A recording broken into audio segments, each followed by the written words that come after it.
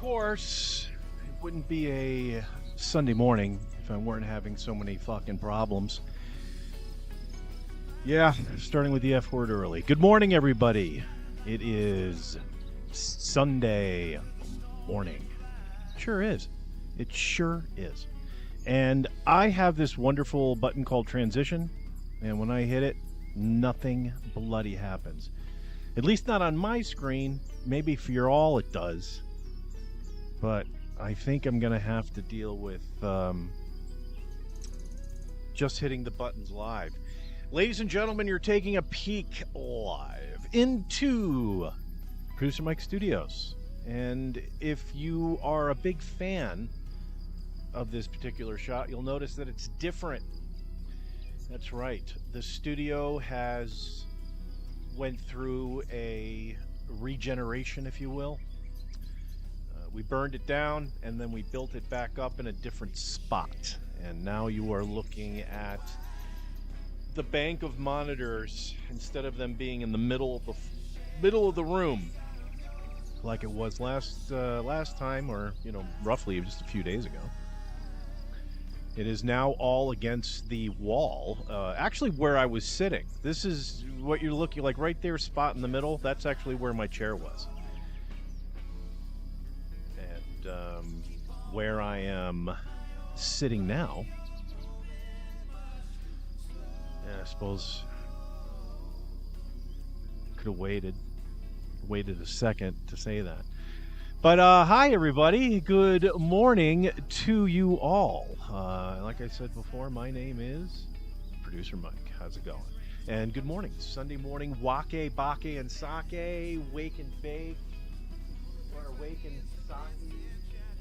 We've got, oh shit, didn't turn them on. I got these cool lights now. These cool lights in the new set. Is that for good? That's the one I want.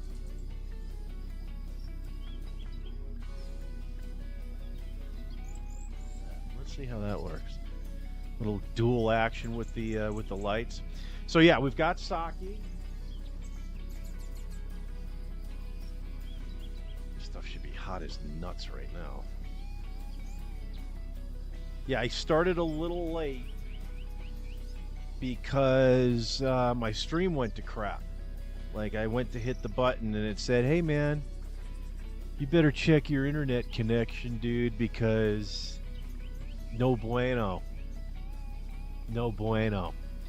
And I've never seen that before, so I don't know how to fix that shit. I don't know how to fix that. Cheers. Good morning. Good Sunday morning. And we might as well do the little bit of the Baké part.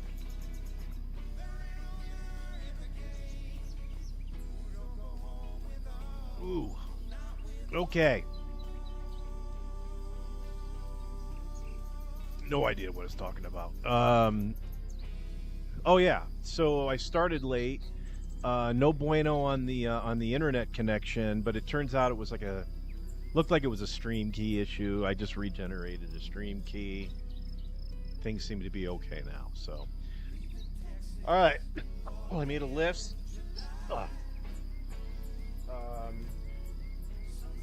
So yeah, new set. Everything. Oh yeah, and unbelievable. Like, I grew up. As far as my career is concerned, I was always IT adjacent. Okay, it wasn't IT, but I was always IT adjacent. And my boss would always leverage that in some way, shape, or form. Actually, before I left Metropolitan Life Insurance Company back in 2011, I think that's when I left them. I was literally the IT liaison for my entire department. Some new troop came in. They just had me go downstairs with the requisition for all the equipment. I brought a little frickin' truck, brought it all the way back up, and then set everything up for everybody. Every new hire. Printer, plugged it in, yada yada. All that technical shit I couldn't do, right? You know, setting up IP addresses and logging. Yeah, that's beyond me. But everything else, the hardware, I used to do all that crap. So, inevitably, when I would set everything up and turn something on, there'd be something flipping wrong. Like, over my head, I'm going to spend 20, 25 minutes trying to figure this out. Like clockwork. And that's why I kind of disliked that particular task so much, is because I knew that was going to happen, and I was just going to go into a death spiral as trying to, get it all figured out. In any case, I set all my stuff up. I did take notes, though. I did take notes. I was smart. Where is it? Is this it? It's on one of these. Oh, here it is. Yeah. So it's on one of these pages. Oh, and on the other side here. Okay. So what I would do is I went to each monitor. I went to each piece of hardware that I had and basically connected the dots. Okay, so like this wire goes to here, and this wire goes to here, and this 1/8 jack goes to this 1/8 jack, and this USB-C goes to this USB-C, and all the hardware that was all plugged into. Cheers. So I did all of that. Wow. That was a good idea.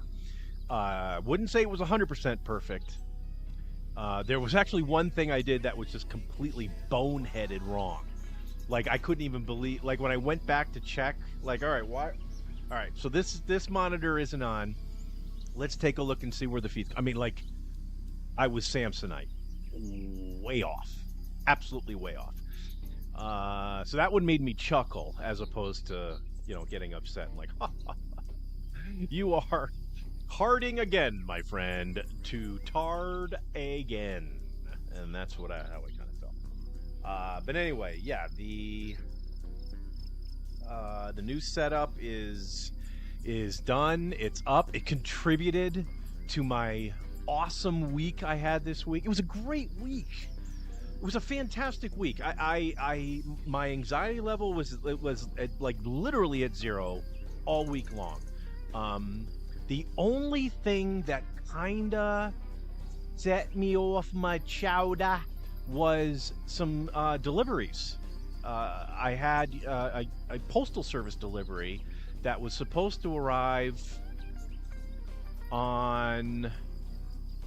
It was actually supposed to arrive last week, Saturday. I believe that was it. Was last week Saturday. And I get a notification that, oh, hey, yeah, we tried to deliver this, but the box is too big. Like, really? Man, I didn't. Okay, all right. And then you have options to get your package delivered to you. Now, knowing that I have to put the little piece of paper, because they put a little piece of paper in there in the box. It's like, hey, we couldn't deliver your shit. So you fill out the little part of the piece of paper where it says, hey, man, we'll give it another shot. What date you wanted us to do it? Well, I can't do it on the very next business day because the dude's now showing up. He's just going to get the slip. He's going to get the slip on Monday. And then I'm going to put on the slip Tuesday. And then, bang, he delivers it on Tuesday. So now just, if you're keeping score at home, slight anxiety on Saturday because I didn't get my package. Monday it's kind of cool because I'm like I put the piece of paper in there. Boop.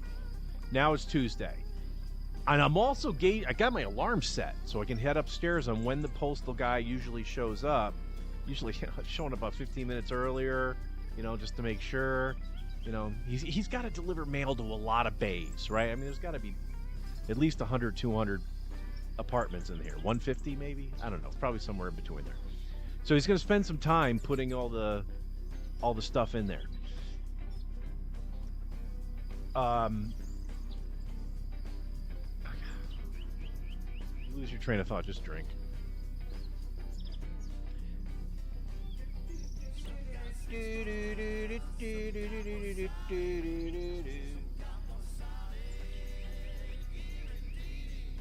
So Tuesday, I jet up there.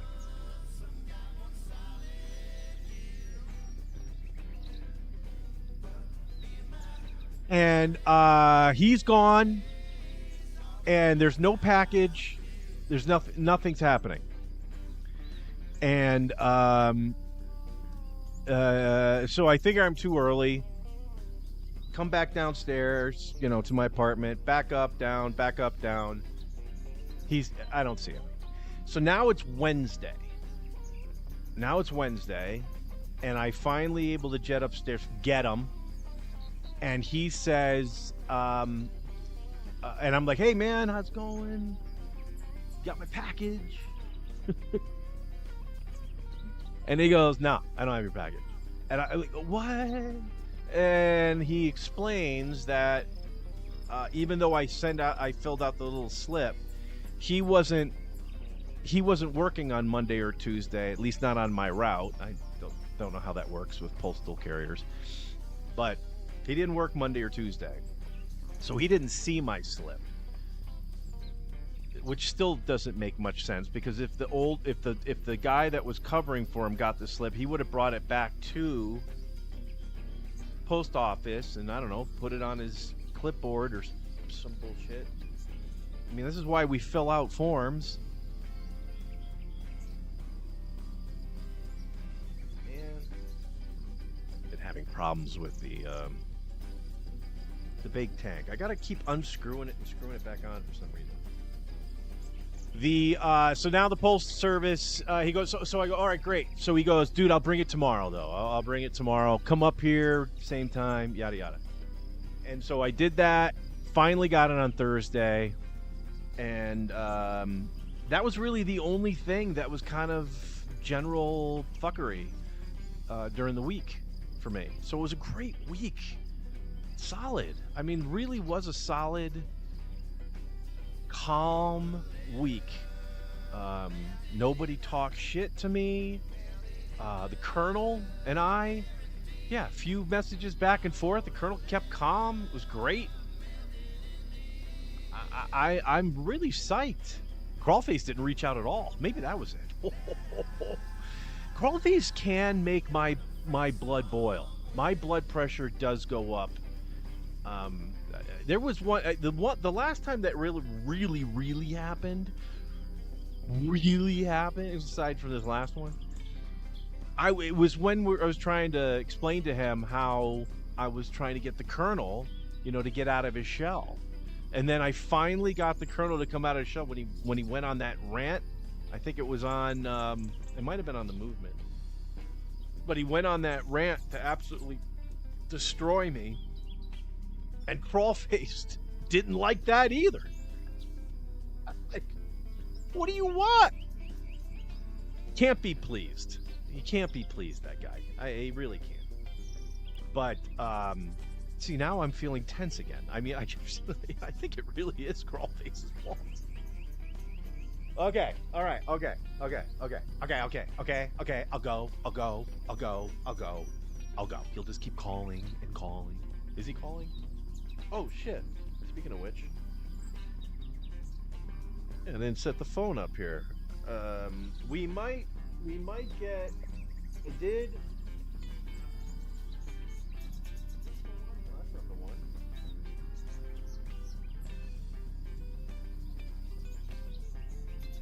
Oh no. Alright, I gotta find it.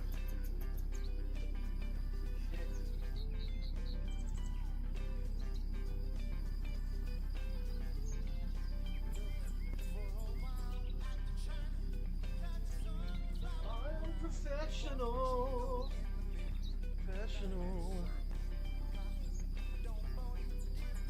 Okay, now we're cooking with at least propane at this point. So yeah, good week, and we might have, like I said, we might have a call later. I did mention the Colonel.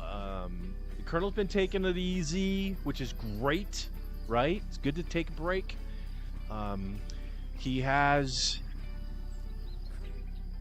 like I said, he's been invited, but I don't think he's up at this hour, And I don't know, man. I think that the fact that and again, listen, isn't like indentured servitude. Okay, I mean you can come and go as you please. That's always been our policy here. Even when Steve was running the show. Come and go as you please. But I'm not going to lie. The Colonel is leaving a bit of a void. And it's the Colonel, I mean, the word itself demands respect. I mean, demands it. I mean, just its vernacularicity.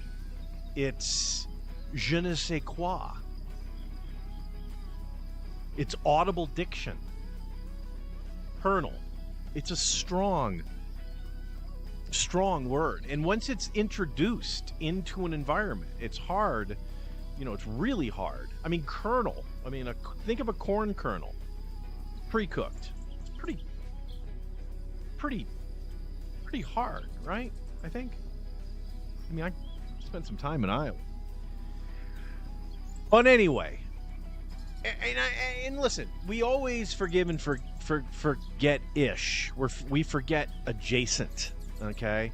In other words, we never really hold it against you again. But, we are going to recollect that certain things have happened. So I made a command decision of, yet again, this particular piece of intellectual property that this channel owns, which is the Colonel. And I would like to introduce to you a brand new face, if you will, to the channel. Ladies and gentlemen, I would like for you to meet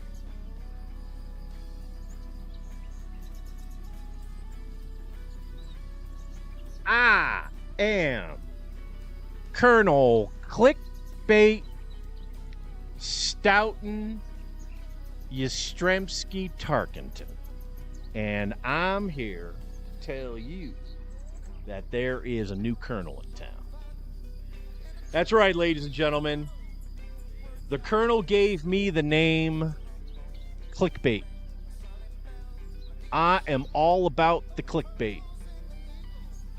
So you all can call me Colonel Clickbait, full name Colonel Clickbait Stoughton Yastrzemski Tarkington. And I'll be popping in from time to time, making sure everything goes down all right on this channel, okay? Now, I can't, you've seen me, folks, I can't wear a hat the whole time. That's the only way I can allow my skull to breathe, and man, I'm tossing out the BTUs. You know what? No, I'm not gonna lie. I am not gonna lie. I'm. Is it just me, or am I giving off the Vol vibes from Apocalypse?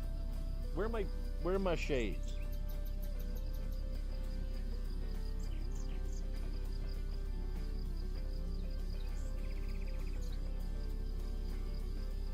Shit, did my badge? I bet you I knocked the badge off. Yeah. I'll anchor that badge for next week. I had to put the badge on there so the Colonel knew there was some sort of authority that goes on with this freaking cover right here. Yeah, man, I'm thinking straight up Robert Duvall in Apocalypse Now. What do y'all think? What do y'all think? So that's it. New Colonel in town, ladies and gentlemen. Colonel Clickbait Stoughton Yastrzemski Tarkington. Right? Yeah, whatever. It almost spells cyst. Colonel Cyst. Maybe I should mix the letters up. All right, Colonel Clickbait Yastrzemski Stoughton Tarkington. Yastrzemski Stoughton Tarkington. That's it. All right. Forget everything you just heard. I am Colonel Clickbait Yastrzemski Stoughton Tarkington. You can call me Colonel Cyst for short.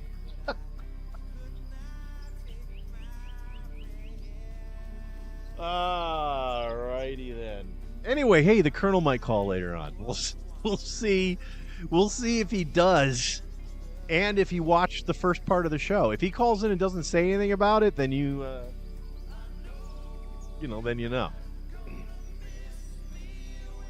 Any case, yeah, I've been on this shot for way too long. I got other shit to show y'all. Kind of blows that my transitions don't work. But yeah, we're piped into the elbow room, and the elbow room is not open yet. We're gonna check it. I'm in the Pacific time zone. If this is your fifth or sixth time watching and still not paying attention, I'm in the Las Vegas metro area, drinking sake on this fine Sunday where we wake, sake, and bake. And it's about, we're approaching 10 of 5:47 local. So for the elbow room, which is cycling again, I really dislike this. Somebody give them a call and tell them that their webcam is sus at best. You know, we got people watching. Anyway, around 9:30 local their time, so 6:30 Pacific, I believe is when they open their doors. So, yeah, we'll see what happens. We'll see if we can catch something. We'll see who the early drunks are this fine Sunday morning. So that'll be fun. Sure. So that's what we have on YouTube 1, I have it called. YouTube 2. Yeah, this one's fun. I haven't done this before, folks, but and of course they've left. They were in the kitchen having breakfast earlier. Don't worry, I'm going to show you. This is crazy, to be honest with you. I find this to be a little bit... I find this one to be a little bit odd. All right, so this is a family feed in Italy, and they've put up a couple of webcams around their house, and they just film it. And it's not there. Why not? Sorry, folks. This would... I swear to God, I had everything set up appropriately. Italian family, 24/7. Alright, that's that. And then, boom. There we go. There we go. There you go, you guys. Alright, so there's like, this is like the dude. I guess this might be the patriarch of the family. Oh, actually, there is audio. Let me bring in the...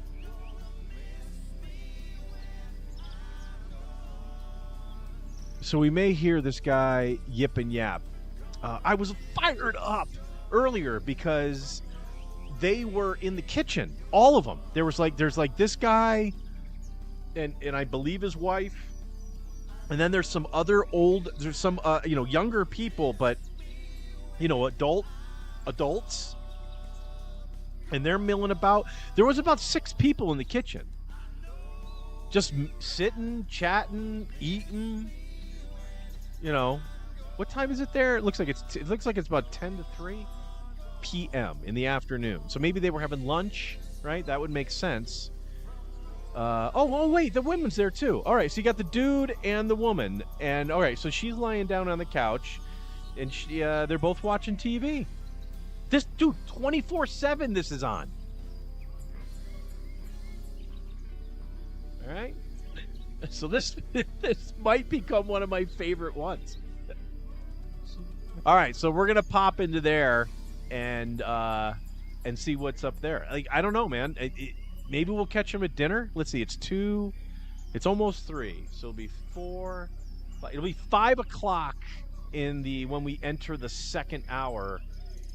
We're in the first hour, second hour. When we enter the third hour, and I think we're going to go about 2.5 hours. So we might catch some dinner with these folks. Sunday dinner is usually a little on the early side, so yeah, good times. All right, so there you go. We're going to check in on the Elbow Room. We're going to check in on this Italian family. Okay, I'll supply you with links if anyone cares. I'll supply links. Just let me know in the chat. We'll go to the chat too, right? Don't think I forgot about the chat. We'll take a look and see what's on your mind this fine Sunday morning with the cool tunes playing in the background. Thank you, Dead Meat. Thank you, Dead Meat. And what else do we have for the folks here? Okay. This one's kind of cool. Oh, there we go. Ooh. Okay. So, I realize that the chat box is right in the middle of this thing. There's a good reason for that, and I'm going to bring that up in a second. I don't know if any of you watching, I don't believe anybody's watching at this ungodly hour, but I don't know if any of you have been seeing any of the updates regarding Karen Reed. If you do not know that name, Karen Reed,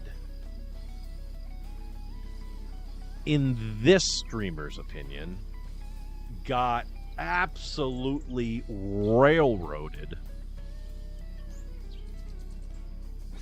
trained, if you will,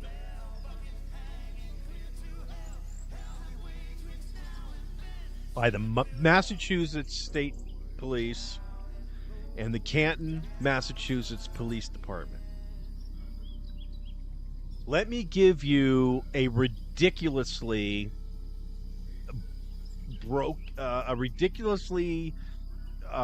abridged Reader's Digest, not even shortened version of what happened to this woman.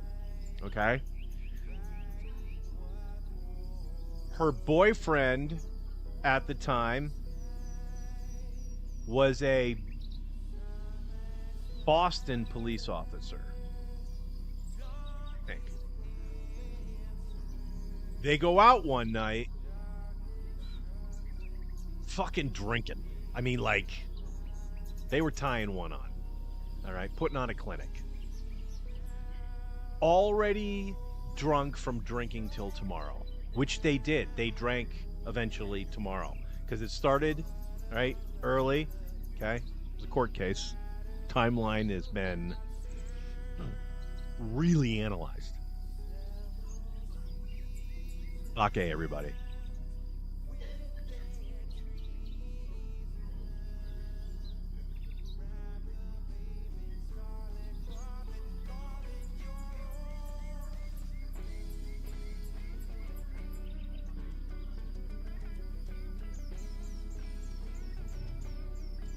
They were already drinking until tomorrow. All right. So, while they were drinking at these various watering holes, they get invited back to this other residence of a home owned by other cops. Okay, so it's cops.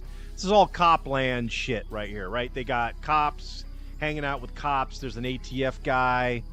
There's there's the Canton, or not, well, there's an ATF guy involved with the drinking, right? And then you have these other folks and some other people, and they're all drinking. But this Karen Reed and this Boston police officer by the name of John O'Keefe III, they're an item, but I guess there's some issues or something, or they were, I don't know, because there's some flirtatious actions happening between the Karen Reed and like this other dude, which kind of makes you think, all right, well then this relationship might not be the best, whatever. I don't know. You can make some other conclusions, I guess.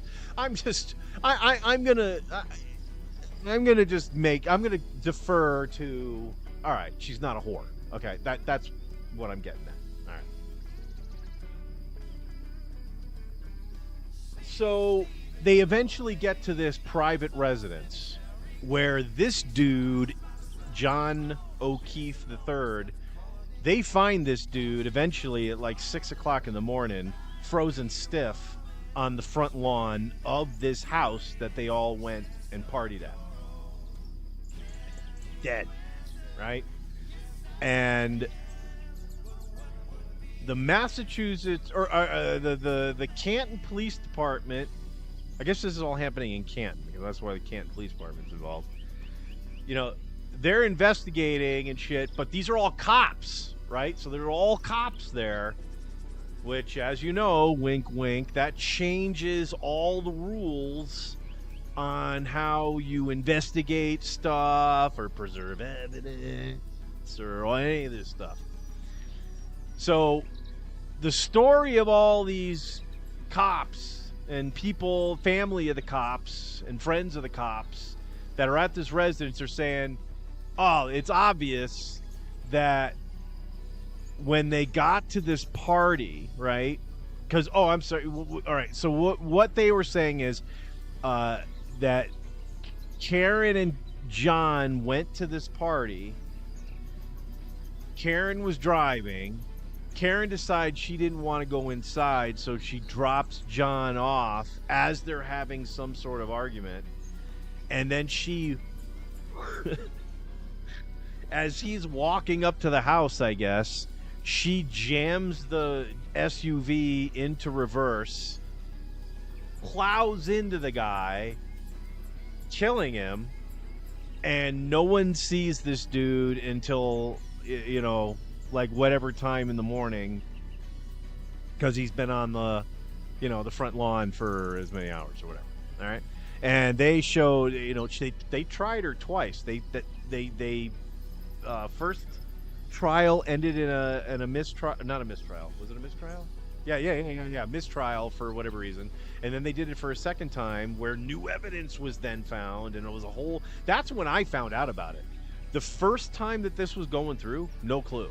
It was totally off my radar. Second trial, somehow I got tipped off on it, and bingo bango. This is great stuff. So yeah, they're tried the dude for his murder. They said, I mean, man alive, the evidence appears to be so suspect that the state was bringing against her. The cops did just an abhorrent job of preserving evidence. I mean, they were sprinkling, like they were saying the way that the rear light assembly, all that plastic got broken. This car was apparently, so they this ran into a dude hard enough to break the back light, kill the dude, all this shit, and then drive the car like 30 miles or some shit. It was like some ridiculous amount of the time that this car drove around by the time it was seized by the I guess the state police or somebody, whoever. It involves Massachusetts State Police and Canton. I don't know how they split this shit up, but whatever. And they found all sorts of fragments, like solid fragments on the back bumper. Like this wouldn't have flown off while the car was driving, and they showed all out evidence of how that's almost literally impossible. Everybody, Waké Saké and Baké. Somebody reached out and said I need a theme song for this show. I'll admit there's no theme song for this show because I was lazy. I just didn't want to do it. I mean, it does take up quite a bit of time. Get it all done, you know, write lyrics. I could have AI do it, but then it's kind of cheesy. So anyway, we are going to take a peek at. Let me. I suppose I should just. I'm going to wrap this part up. So Karen Reed was found not guilty. It's done, not guilty, because of it was shown that there was some severe, just incredible, terrible investigative tactics that were done to investigate this entire tragedy. You got to remember, we got a dead cop here. I mean, it's crazy. But in any case, Karen Reed, she was found not guilty, and now she is suing the motherfucking shit out of everybody who brought this case against her, because during the trial, the defense found So this new chair I have, this wonderful chair. It's got these great little cup holders, but if you have a jewel pod in it and it doesn't have a jewel battery device, and it doesn't have a jewel pod in it, it is just short enough to wedge itself at the bottom of this thing, and you can't get it out. And I've done that twice, and for some reason I still dump these empty ones in there. All right, so yeah, Karen Reed suing the crap out of these folks, and that leads me to this document here. Okay, so this is Karen Reed plaintiff versus the Massachusetts State Police and the town of Canton defendants, and this is the complaint. And we are going to go through this complaint rather fast and quickly, and whatnot. But I have the chat room, I have the chat box right in the middle, because there are a lot of naughty words, ladies and gentlemen. A lot of naughty words. Like, Mysterious Vixen would never, well, maybe she would. She can't say it on YouTube, at least in the chat, because YouTube would absolutely nix it. I'm looking at you, Nix. These words are awful, and they are text messages that various parties of this lawsuit were involved in, trading them back and forth. Oh my God, it's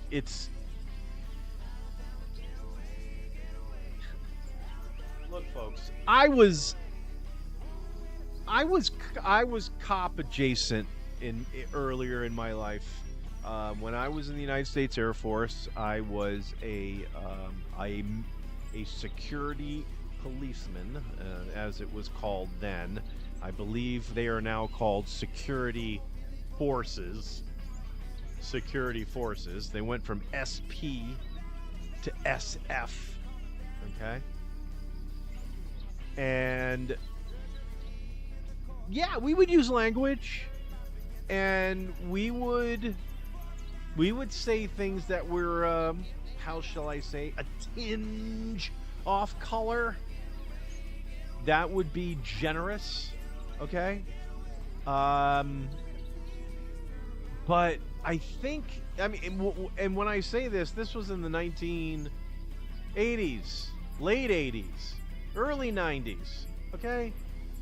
It's, in other words, in an era way before social media. And it's just an interesting thing to look at when you see people just so blazoned with their communication. When they flip and know, a cop should absolutely know that their shit could absolutely be put on blast.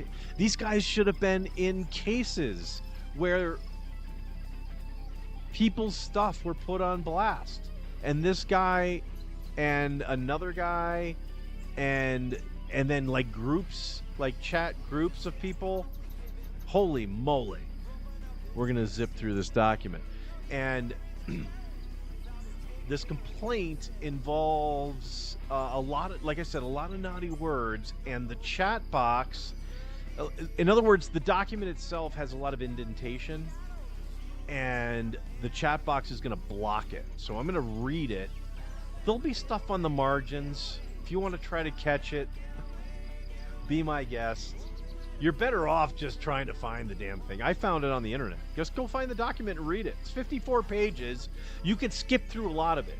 But man alive, there's a lot of good stuff. And I'm going to read it to you, but I'm going to clean it up. And it's going to be kind of cool. It's going to be kind of cool. All right, so there it is. Karen Reed versus a bunch of cops. And then, of course, ladies and gentlemen... Oh, I didn't do it. Darn it. I thought I had it already set. All right. We are going to do some quizzing. That's just a house. All right, well, let me bring myself in. Oh, there I am. Hey. Back. All right, and then I got to move to a new mouse. Nope, not that mouse. What's up, y'all? I'm strutting my stuff, y'all. What band? Put it in the chat. All right, there it is. We're gonna do. We'll do a quick one right now, as a matter of fact. Okay. So we're gonna do chat today. Holy shit, we're already in the second hour. We finished the first hour in the second. I thought I thought it would have been 5:45 Pacific. It's not. Call. Oh yeah, let me do some manipulation here. I don't want that to go sleepy mode. Yeah, all right, let's just do this. On May 29th, 1953, Sherpa mountaineer Tenzing Norgay, along with what New Zealand explorer, became the first climbers confirmed to have reached the summit of Mount Everest. Sherpa mountaineer Tenzing along with what New Zealand explorer? Well, I'm going to go with Sir Hilary something.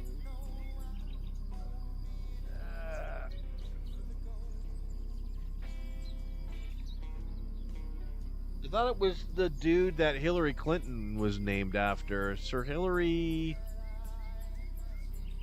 I don't remember his last name. Oh yeah, I forgot. Yeah, we got to. I have to remember that. I think there's a countdown that this thing gives me, and then let it count down to like 5 or 4 or some shit, and then there he is, and then do it. So Sir Hilary, I'm gonna say Sir Hilary Trafalgar Square. I believe that's it. Edmund Hillary. Name? That's a bunch of crap. Oh, God, I am so in the mood for breakfast! Alright, so we're going to do the chat at some point. Yeah, 3 times. Oh, I think... Should I just leave that up, folks? Alright. Let's bring me back. Me back. Boom, boom, boom, bing. Bringing me back. Alright, the elbow room is still cycling from time to time, which is giving me a bit of the odge. You know, I don't like this one. Yeah, let's wait on that. Let's go to our friends in Italy. Let's leave that one on. And when we see... yeah, there we go. If we see someone get up, we will follow them. Hopefully they're going to the kitchen to make something to eat. We'll follow them in there. That's what Sunday morning wake and sake and bacon. Making shit in the kitchen.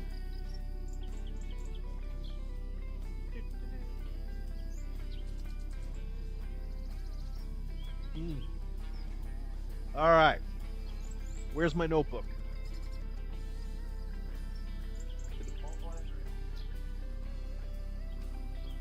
Fell on the floor. Okay, so I talked about the new set. We talked about the webcams. We're gonna look at those. We talked about the quiz. Talked about Karen Reed. Talked about the new colonel in town. Anyone or anybody who's just joining us, Robert Duvall's over here, and we are going to be I don't know. It's what we do here.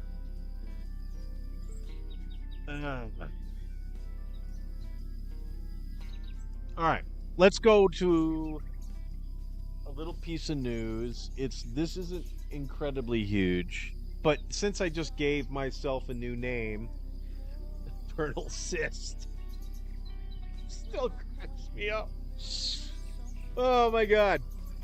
There was another name that was bestowed upon me by myself, ironically, and it's fun. It's fun. It's a lot of frivolity here. I'm pretty fired up about it.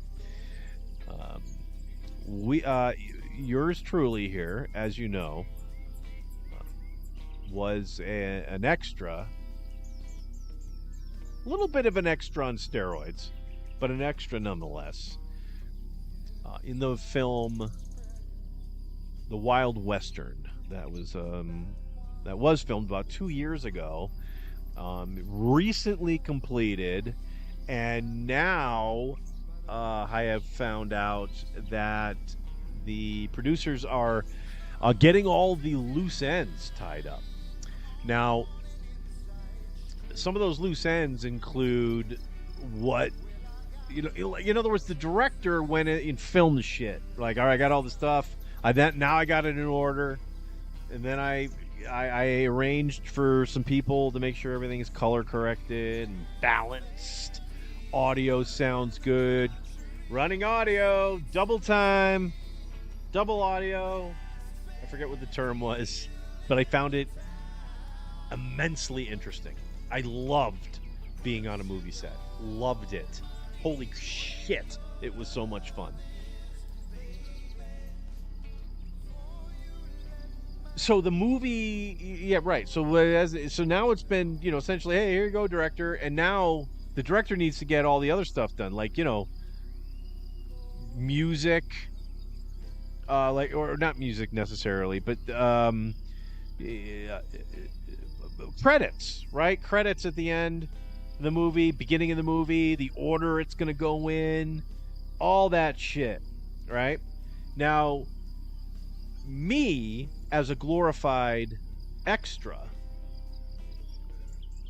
I didn't dream that my character that I portrayed would even... my character, as I am moving along in this movie, most of it not on camera, and I'm sure some of it cut.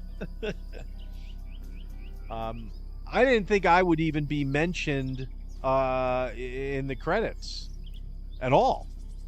That just seemed something that just didn't seem likely. Of course I was in no position to ask. And if you're going to be in the credits, you got to have a character name. Like, no one mentioned my name, my character name in the film. Didn't happen. There were three of us essentially that were together. We were a trio of sorts. We were like Rush, right? We're just Rush, walking down this dirt road, right? Holding our fire, right? Okay, seeking out Tom Sawyer, but running into screaming Silas King, and that's it. That's the scene. It probably lasts no more than a minute. It's quick, and it probably moves on to saloon drinking. That's what I'm going to call. To be completely honest with you folks, I still don't know what the film is about. I have no idea. I think they talked about it a little bit on set on what it's about and whatever, but I think it changed a couple of times. I was only there for like 4 days, and I think the literal theme of the film changed while I was there 3 times. I put all that down because as I was talking, I guess I was bouncing a little bit, and hot sake was pouring on my fingers, causing me pain. Cheers.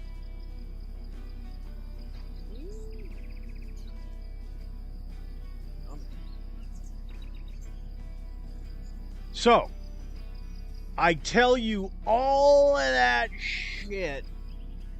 Say this. Oh, I just remembered I'm not recording. God damn it. That would be a good reason to have a theme song, because then I'd have something that would remind me to record this sumbitch. That blows. All right, in any case. So yeah, this past week, producer of the film, shout out Thomas Meredith, asked me, hey man, what would you like your character name to be? And how would you like your name to be listed in the credits?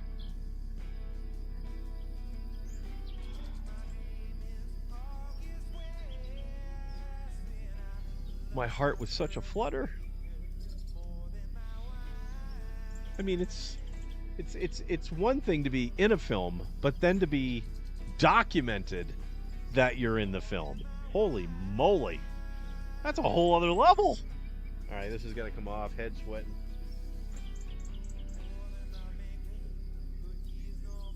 I'm strutting my stuff, y'all.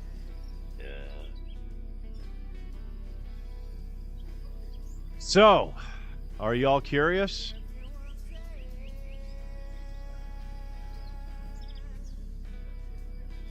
Are you all curious at all? Anybody?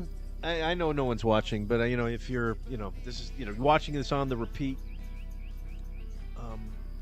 I passed along to the great, the legendary Thomas Meredith, producer, actor, Rigo Suave-ish, adjacent dude. He's got it. He's got the name that I provided. I'm going to provide it on this call. I'm going to provide it right now. Yeah, I am. I landed on the name, and I'll explain why here in a second. One of them you'll definitely get. One of them you're definitely going to get. Oh, there is some action happening at the elbow room. Let's head over there. Yep, this guy is might be the owner selling the place. Who knows? All right, let me drink. I'm gonna drink and then get stoned some more, and then I'm gonna tell you the name. So that means it's close, folks. And I'm gonna there's gonna be a link for you to go. I'll have a link for you to go and buy the movie, buy the stream. I think you get to keep it. I think you buy the hard copy. Maybe there's a cheaper option just to stream it or something, but I think you get to buy. I think you get to buy it. How all your other media works and shit. Is that girl selling Girl Scout cookies? What the hell does she... Oh, maybe it's a magazine? That girl looks like she's 11. Is that why she's letting her in the place? Because they're not open yet? Crazy. Okay, yeah, so I drank a little.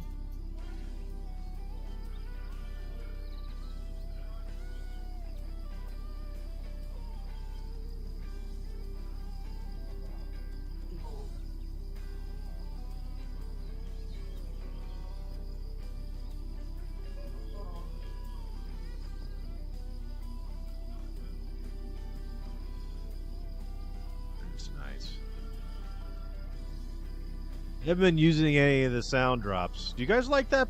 No sound drops? I'm just lazy. I think I'm kind of funny with them. Is this thing on? I didn't even turn it on.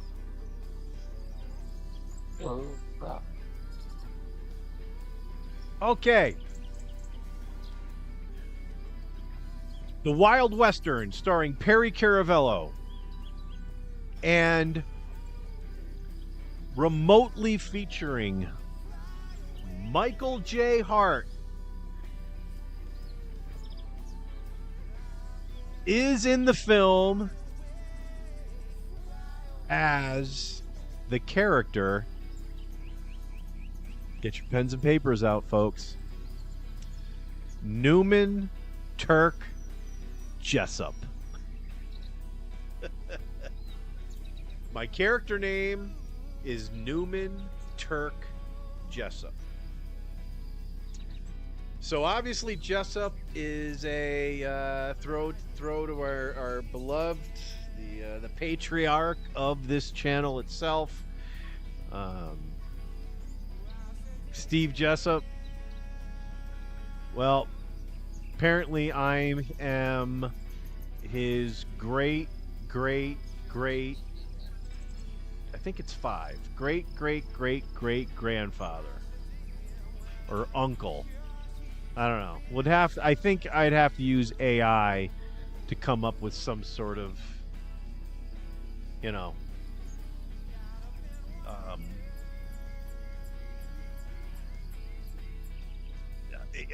a better description, the whole thing. Waké Saké and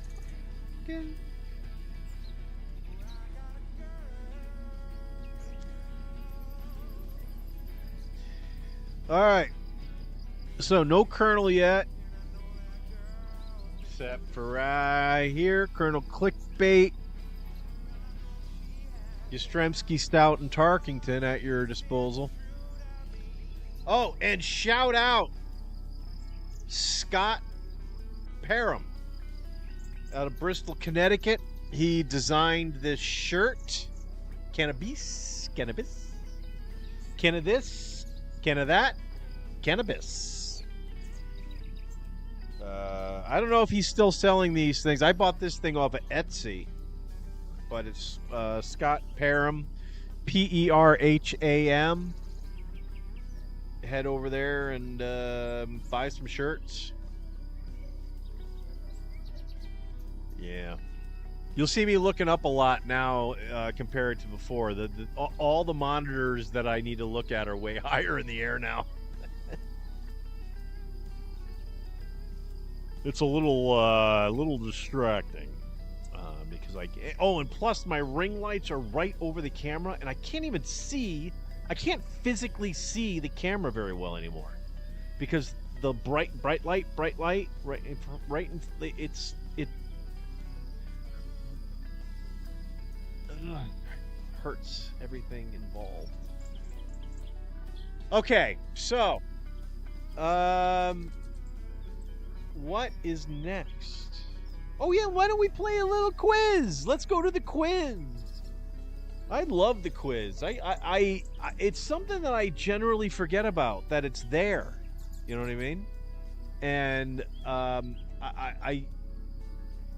I'm fired up that it seems like it's something that I can go to. Like, I don't, because I like to consider myself a gamer, but apparently just playing Monopoly online doesn't make you a gamer. I thought I was playing Whispers from the Stars. That doesn't make you a gamer either.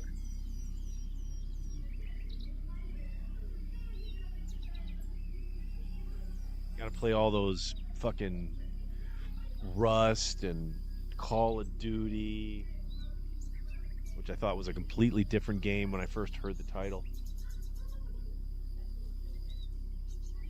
That was something we would have played on the movement, if you know what I'm saying. All right. So yeah, let's do that. Are we on the screen? No, we're not. Of course not. I don't have a director for this program. No, that's not it either. There we go. And then 3. Yeah. Okay.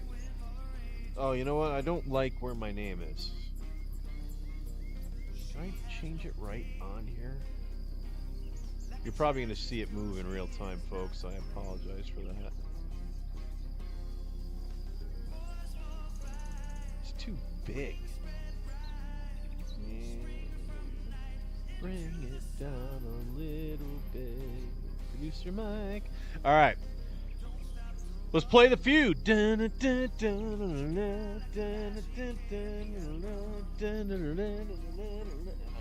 fucking this up. Is there a chord on this one? Oh, that's why. I lost all the slack that I had given myself before. All right, let's play some games.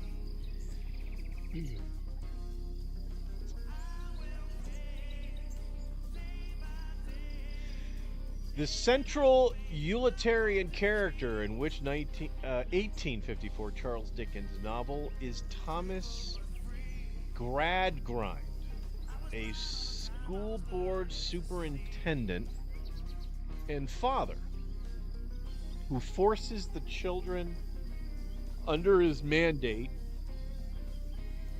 to memorize facts and statistics. We don't need no education. All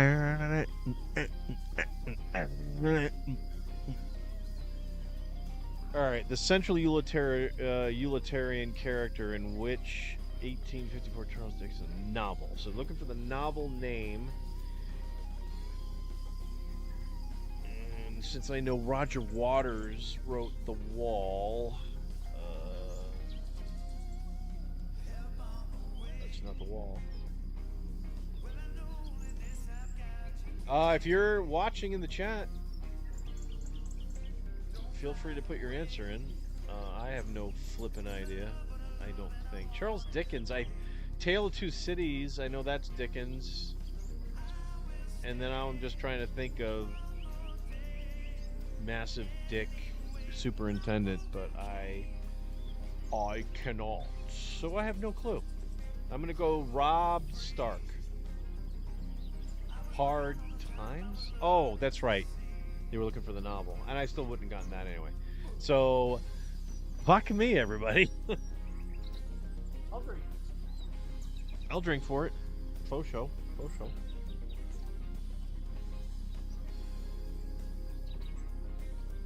All right. What is the name of the sour soup common in Eastern Europe, Russia, and Northern Asia, made with beetroots as one of the main ingredients, which give the dish its distinctive red color?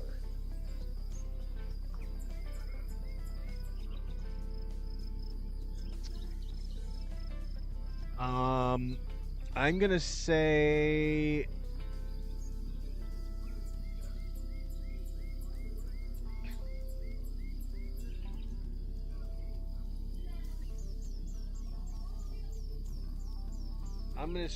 Pung Far. It's Pung Far. That's what it gives it its red color. Pung Far. Borscht. Oh, fuck, I knew that. I didn't know it was a soup, though. I thought it was more of a stew. But I knew borscht. Back. All right. Before Mark Zuckerberg created Facebook in 2004, and Jack Dorsey and his team created Twitter in 2006, what was the name of the man who created the social media website MySpace in 2003? Oh my god. I don't know. Colonel Clickbait Yastrzemski, Stout, and Tarkington has no fucking idea. But I'll take a guess.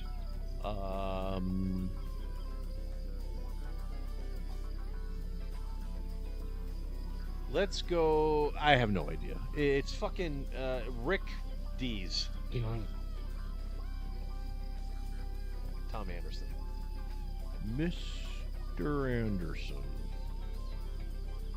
Well done being ahead of the curve. All right.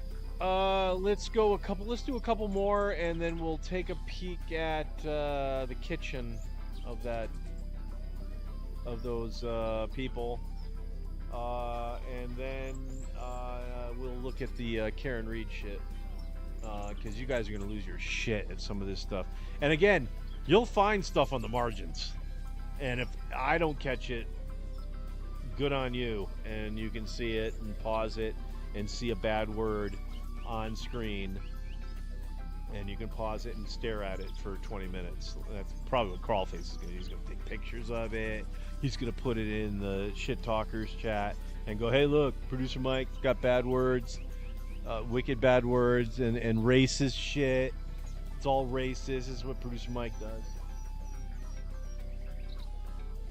All I have to say to that is cheers, Crawlface. And all the Shit Talkers.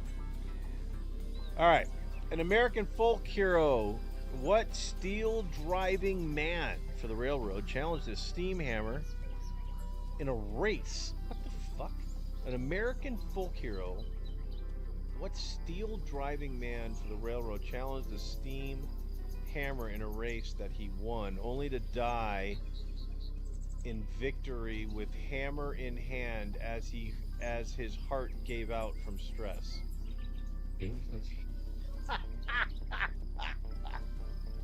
I'm gonna say the answer, of course, is Colonel Clickbait Yastrzemski Stout and John, the owner of the Red Sox?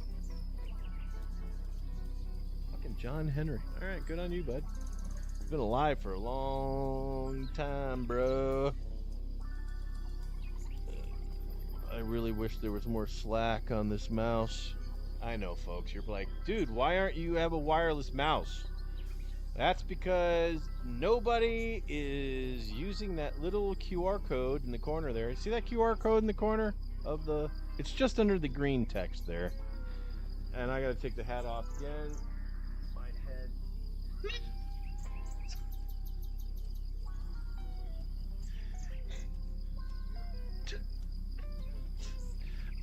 Yeah, I'm sweating. Like, isn't that it's crazy? I'm like sweating like you read about.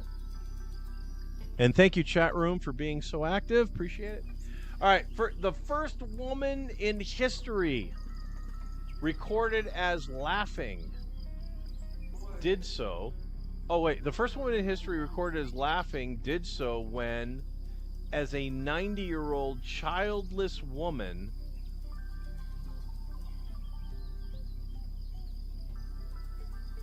this doesn't make... I need this to make sense as I'm reading it, which is not happening. So I'm going to read all the way through it, folks. And I'm just going to read all the way through it. The first woman in history recorded as laughing did so when, as a 90-year-old childless woman, she was told she would soon bear a son to her husband Abraham. What was the name of the mother of Isaac in the Bible?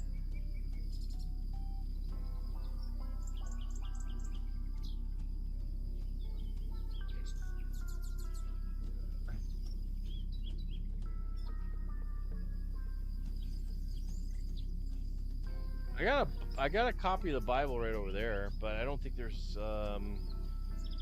my Bible. There's a lot of Bibles, right, that have like an appendices in the back. I don't think mine does. I think mine's just a standard text Bible. I'll let you guys just use AI.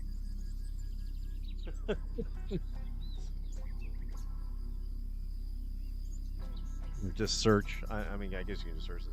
What was the name of the mother of Isaac in the Bible? I'm gonna go with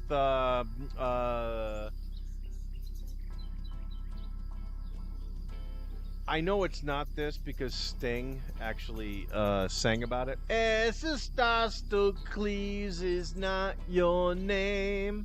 So I'm going to go with Esostostocles.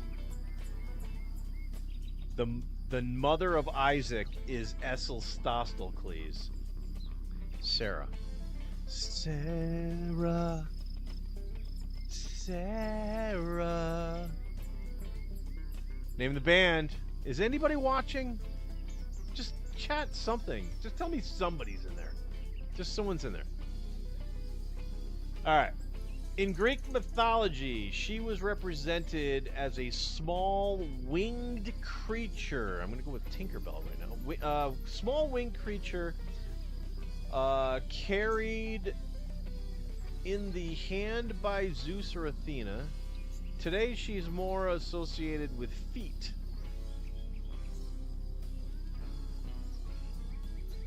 What is the name of this goddess of victory? Born of the river Styx. Okay. I gotta put my best James Campbell on here. Alright, in Greek mythology, she was represented as a small winged creature. Born of the river Styx. What is the name of the goddess of victory? Goddess of victory!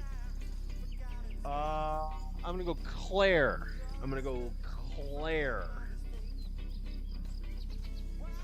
Claire. Nike. I did not know that. Good call on Nike. All right, no, that's why they did that. That's all about victory and shizzle.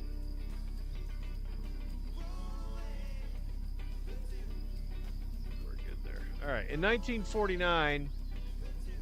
The sign. I saw the sign. T. Hines. And I also.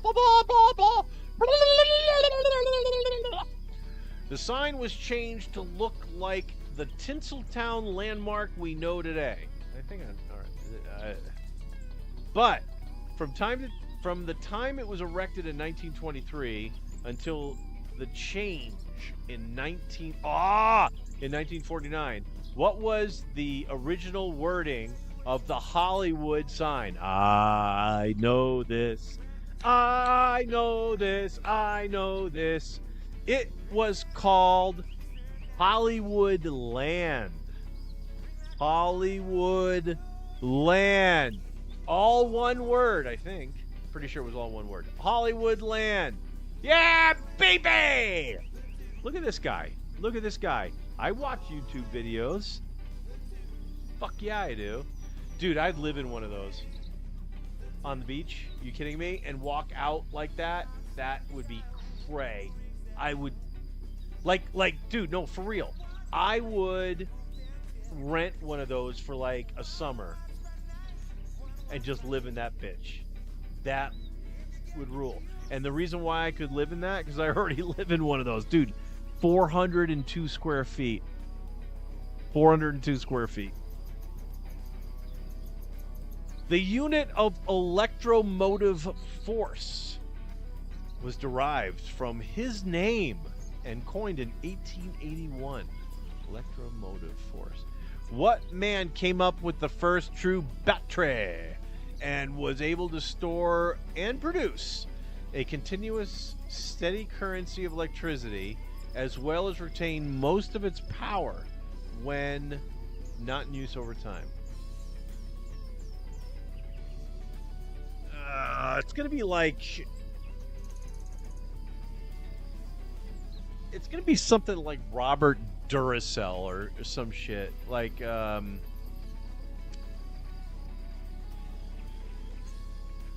unit of electromotive force was derived from his name? Well, what are some electromotive forceful? Are there any forceful names of the things that I know as I drink more and more?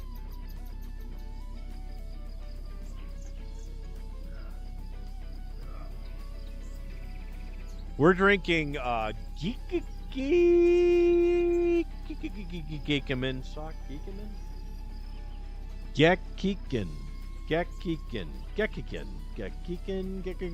We're gonna call it J Gekikin Sake. They're not a sponsor.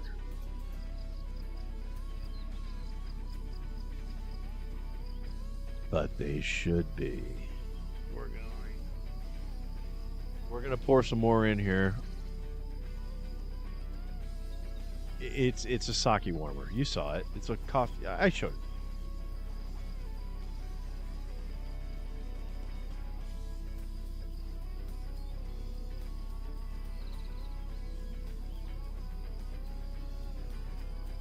Roll away.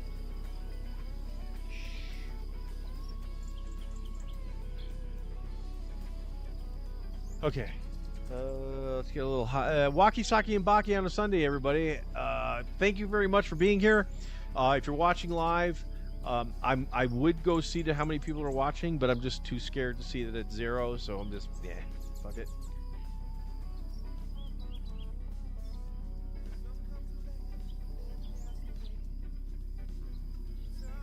We're doing some trivia shit.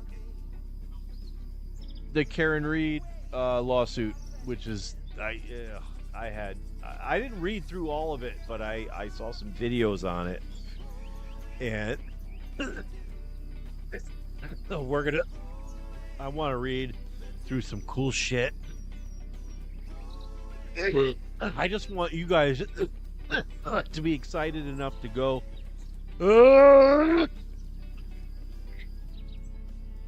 find it find it yourself, to read on it, because it's an incredible story of police and government corruption in Massachusetts. Woo! Right. Oh yeah, right. We're doing the quiz. The unit of electromotive force.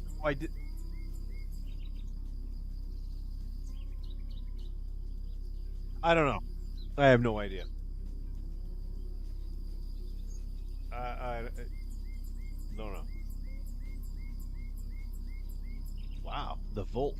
Okay, Alessandro Volta. Alessandro Volta. 35. 35 went to 6. Yeah, we're gonna start this. Yeah. Okay, yeah. I'm just production note. I'm looking at the time. I'm gonna start the Karen Reed stuff at about. Right now, it's planned for about 15 minutes, unless I get bored with doing all these questions. I was hoping the chat there'd be people here. And am I live still? Yeah, it says it's excellent signal. All right. What one-word title has universally been given to the William Wordsworth flowery poem that is actually entitled, although it is sometimes listed by its first line? Dude, this is a wordy trivia question. I wandered lonely as a cloud. Okay, what one-word title? One word. They're looking for one word. Right now I'm going with fact. What one-word title has universally been given to the William Wordsworth flowery poem that's actually untitled, although it's sometimes listed by its first line? I wandered lonely as a cloud. I'm just going to go with corpuscle. Corpuscle.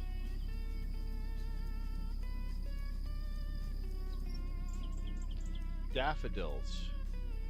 Oh, alright. Tender is the night.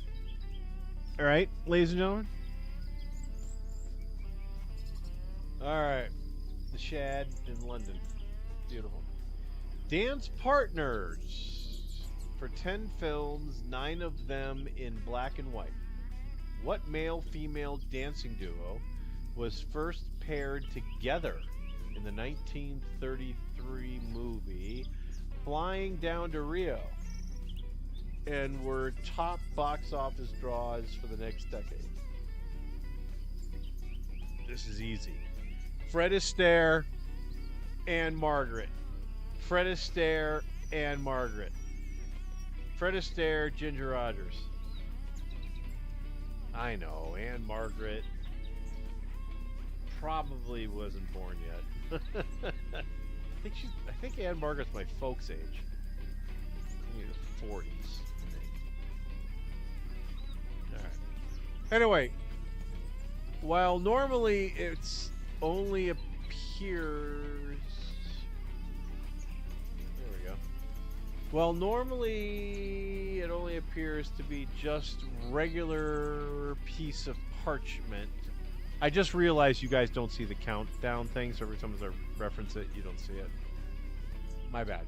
While normally it only appears just to be a regular piece of parchment, in the J.K. Rowling's Harry Potter series stories, what are the secret words that are said to activate the magical Marauder's map?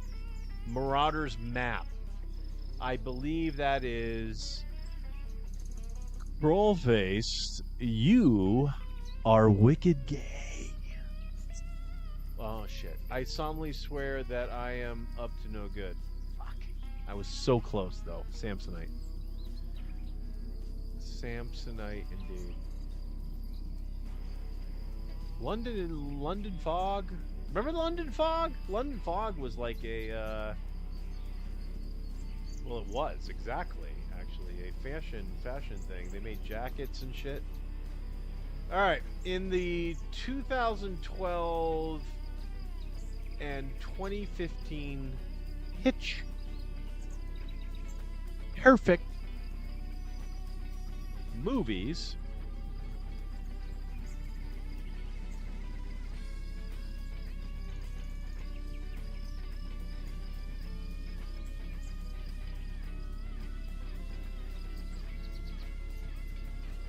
what is the name of the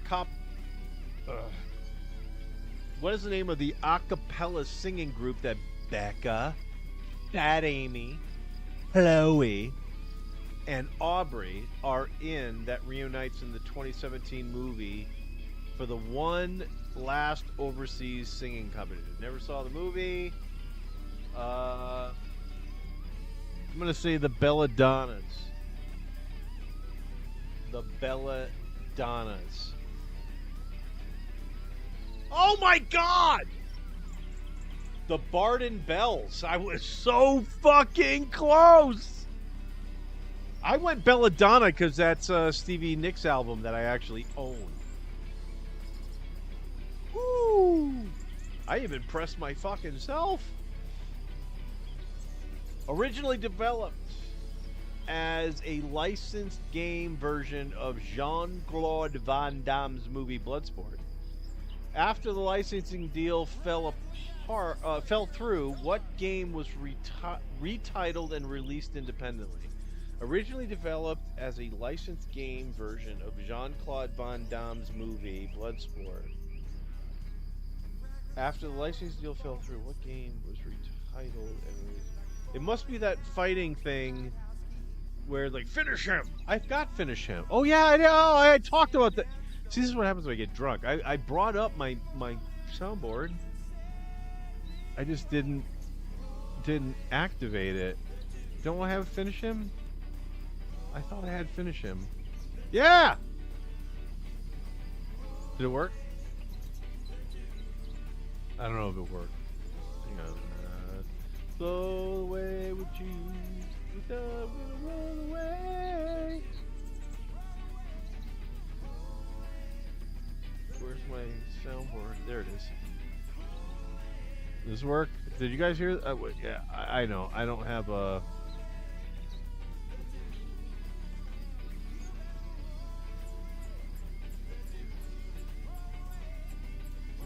soundboard isn't working. All right, that's fine. We now we know. I can just put this. You can put that away, actually. All right. Originally developed. Okay, what is that game?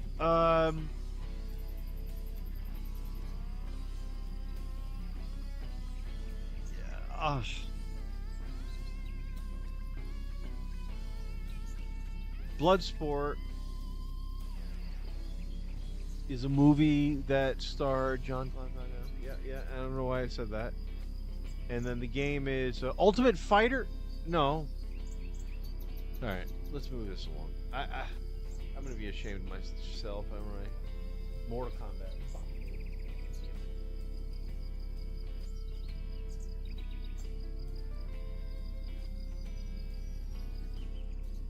All right.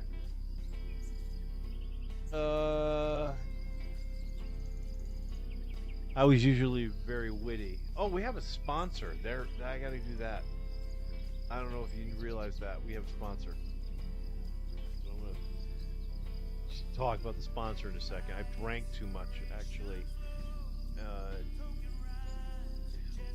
I shouldn't say that. I haven't drank too much. I've drank beyond where I wanted to be to do a live ad. So I might have to give money back to Steve. All right. While the UK's Prime Minister looks over what happens inside the Parliament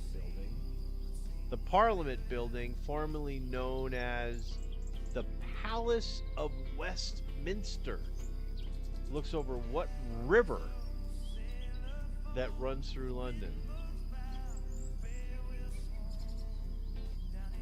I'm pretty sure I know what it is, but because I've actually been to London before it was set on fire and left for dead. Okay, so the UK's Prime Minister looks over what happened. Oh, that was the picture. Wait, while the UK's Prime Minister looks over what happens inside the Parliament building. What the Parliament building, formerly known as Palace of Westminster. I'm going to say Avon. It's the River Avon that it looks over.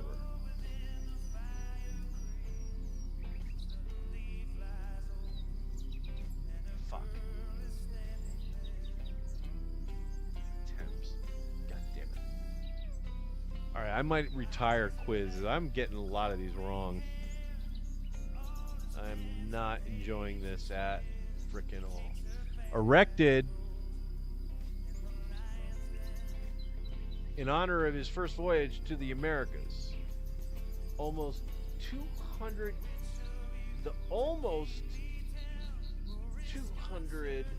foot tall Columbus Monument in Barcelona, Spain. Serves as a reminder that Christopher Columbus reported to what queen and king after his first trip to the new continent.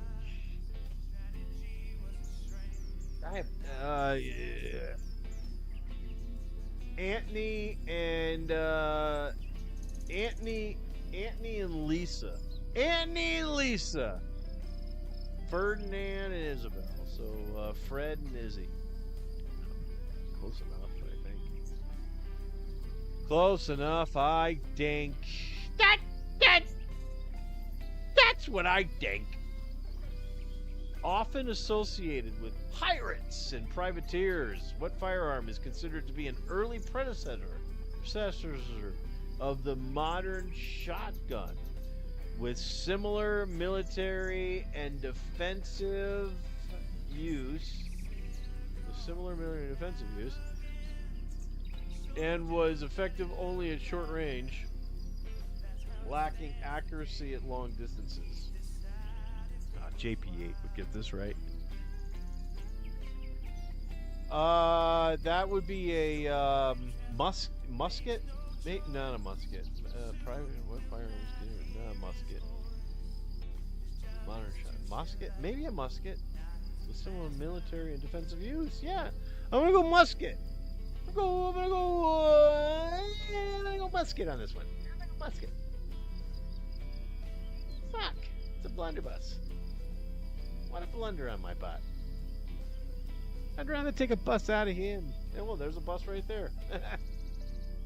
Y'all can go fuck yourself. All right. Burned at the stake in front of Notre Dame in 1314.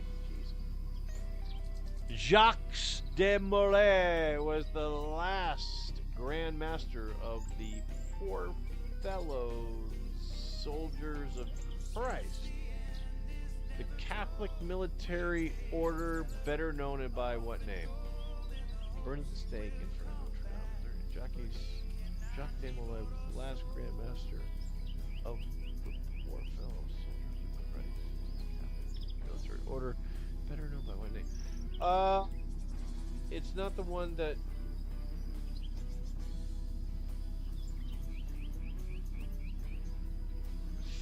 God darn it.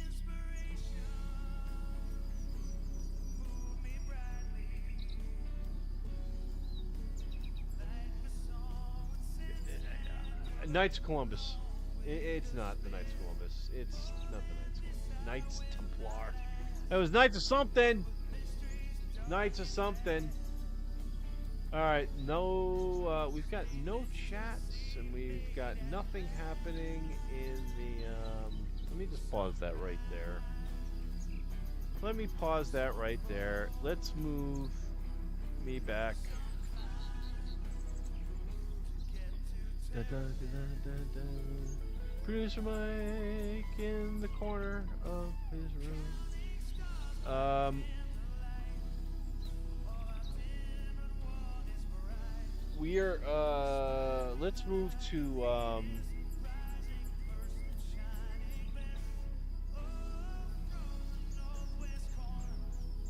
I'm just noticing there's a lot of cameras that I had set up that are just now not doing what they were doing before. I want that to stay up. And that's cool there. Alright. I'm sorry, everybody. I'm zoning out here. All right, what we're gonna do here, folks, now that we have gotten our shit together, we are going to go to.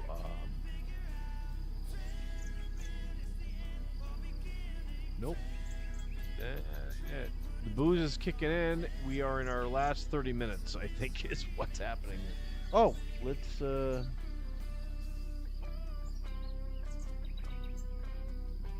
Yeah, no activity on that thing.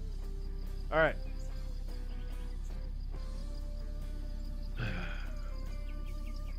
We're going. Oh yeah, we want to go to Karen. Yeah, we're gonna look at the Karen Reed thing since I want to do that before I can't read anymore.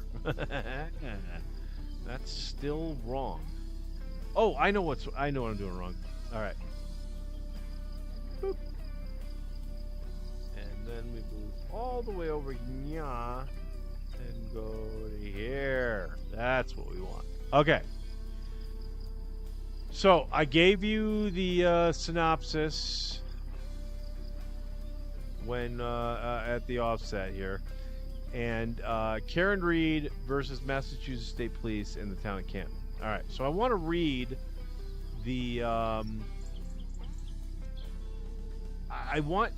The complaint is really interesting, so I'm going to read through it, and I will keep on to see if the colonel calls in. But I think he's just going to be asleep through this whole thing.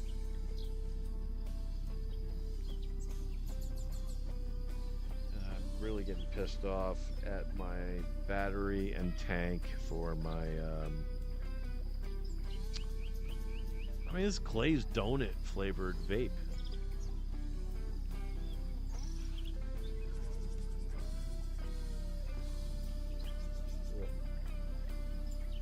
It tastes good, but it's all over my tongue now. All right.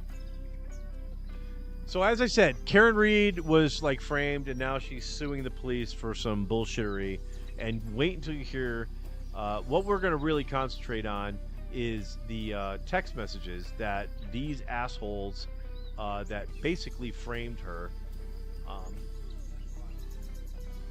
They didn't think their text messages were going to come out, and it's crazy.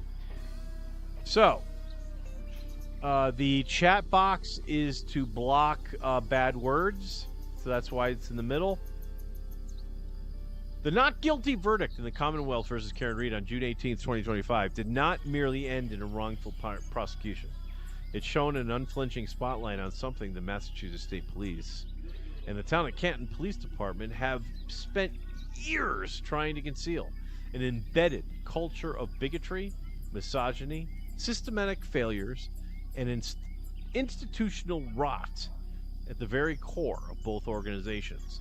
As a result of this entrenchment, Miss Reed now files this action against the MSP and the CPD for their negligent hiring, training, and supervised biased and corrupt police officers whose actions violated her constitutional rights and caused her immense harm. So, that is a nice little intro to it. So I'm going to get down to a lot of the good stuff. All right. As depicted in thousands of written and audio messages that the Norfolk County District Attorney's Office has thus far hidden from public view, and far from the inclusive values that both organizations publicly claim to pursue, Proctor and Good. All right, so we've got these two dudes, Proctor and Good. Proctor is Michael Proctor, and he was some sort of investigator with the Massachusetts State Police. And Good, I believe his first name is Sean. Sean Good is a police officer with the Canton Police Department. And Proctor and Good have been, they've been buddies for a long time. They're like high school buddies. Okay, they've known each other for quite some time. Proctor and Good secretly and proudly wore badges of hate. Indeed, bigotry guided every act as law enforcement officers guided their every act of law as law enforcement officers for years. But such conduct remained disguised by the uniforms that they wore and obscured by the support and encouragement that they received inside the walls of the very institutions designed to prevent such injustice and protect the public. All right, so we've got this stuff. So we're gonna get into some of the stuff that they said. Now, again, you're gonna see some words on the margins. A lot of the good stuff is really short, but I'm gonna change the words. Holy moly, that's close on that one. I'm gonna get in trouble. I think I might get in trouble for some of this stuff, but all right, I'm gonna try to be quick. I really don't want to leave hateful words on the screen. That is not my intention. I'm looking at the document, but all right, I got the hiccups if you couldn't tell. Oh my goodness. Ugh. Holy moly. All right. Woo. All right, I think I'm good. Okay, so I'm going to read some of these text messages that now it's not all of these messages are related to the case itself that involves Karen Read. This is just kind of detailing some of the things that Michael Proctor and Sean Good texted one another, kind of showing their, I guess, frame of mind, where their heads are when they do investigations and things of that nature. All right, so, and again, I will, I'm going to clean this up. After telling Good about a multi-car accident in Canton, Michael Proctor said, quote, and these are all text messages, ladies and gentlemen. They're all text messages. After telling Good about a multi-car accident in Canton, I guess he's trying to dispatch him there. Actually, take your time. I saw a N-word was involved, so I wouldn't rush if you're working. Let them die. That's what this prick said in a text message. Here's another one. My new VP is a giant, malignant C word. I pray to the heavens that some effed up insect from the Amazon crawls up her vajayjay, hatches eggs, and the litter kills her by eating her from the inside out. Michael Proctor, Massachusetts State Police. Now we get into some stuff from Sean Good, who is an officer, from what we can tell, from the Canton, Massachusetts Police Department. Biggest C word. She's a slut. She's a slut. Again, I don't know if that's the Karen Reed reference. I probably something different. Michael Proctor, referring to his then girlfriend's anus. I would play the Borat. Okay, I'm not getting my words out fast enough. All right, referring to his then girlfriend's anus. I can't even get effing near that thing. I make every effort possible. I wait till she's asleep, and I try to get at her. I try every effort possible. I try to get her hammered. I can't get anywhere near it. It's starting to piss me off. It's not cool. I wait till she's asleep, and I try to get at it. Isn't that grape? If you know what I'm saying?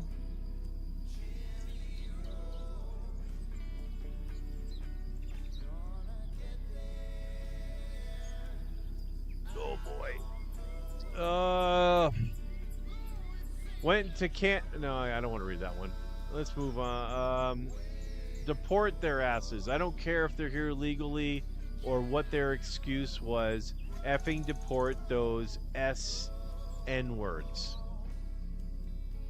Yeah, dude, there's a lot of stuff that you really should keep on the down low. All right.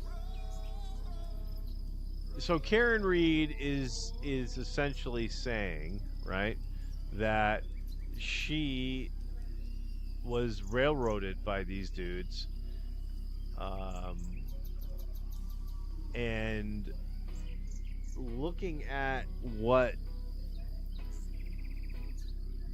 these law enforcement agencies used to, the resources they used to investigate these crimes, is going to be their ultimate downfall. So, yeah, really crazy crap. I highly suggest you find this PDF. Like I said, it's 54 pages. And again, a lot of the stuff you could probably fast forward through. And yeah, it's unbelievable that we have organizations that within our government that are capable of hiring guys like this. And this entire complaint, here we go. All right, let's see what we got here. This is covering most of it, right? Is there anything on the margins? I don't see anything in the margins. Much of Proctor's aggression and hatred was directed at women. In fact, from the time of his hire at the Massachusetts State Police through the time he began investigating Miss Karen Reed, Proctor shared countless messages with his friends about his perspectives on women.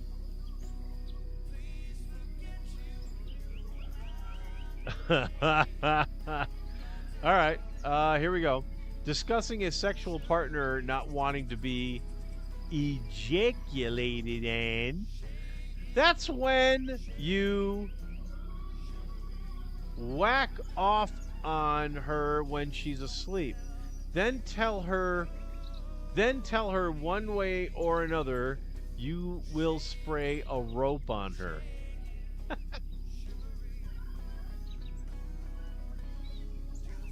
Oh my god. Read that one before. That will turn me into jacking off on her as she sleeps. Michael Proctor. Ain't gonna happen. She will pass out at 9, and I will stay up until midnight drinking and watching movies.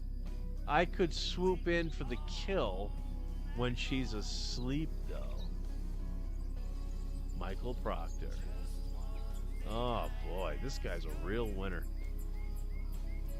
Referring to over at women as a disgrace.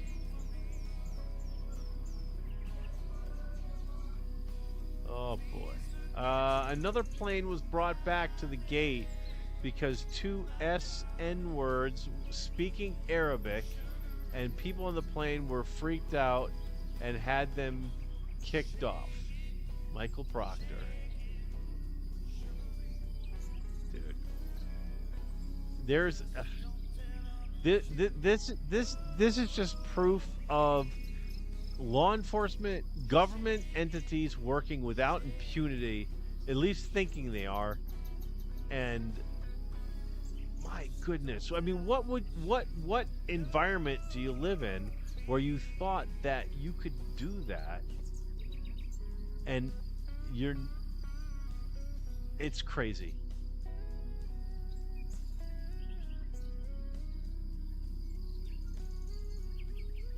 Sean Good, C word. Sean Good, fat C word. Sean Good, a real C word. Sean Good. Effing C word. Sean Good. The biggest C word. Sean Good. Slut. Sean Good. Referring to the Boston Mayor Michelle Wu. Little C word. Oh my god. Okay. So there you go, folks. I'm gonna leave it there at that. If you're interested in seeing what absolute carnage continues with this case is just this lawsuit is just starting. I think we're gonna get. I mean, I don't see this thing lasting a year. I don't think, but this is gonna take a minute. It might take a few months. You know, whatever. All right. Well, hey, we did it. Did we do everything? Let me just check my notes real quick.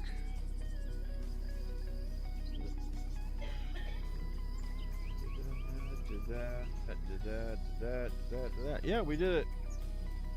Drank a little. I'm gonna buy weed today. I just realized they did a whole other thing of sake. All right, we'll go to the bottom of the hour. We'll see what I can drink in 15 minutes.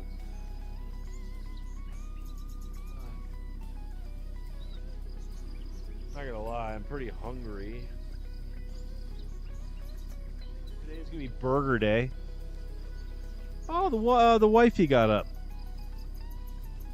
Where do you think she's going? Let's check the kitchen. Let's hang on. All right.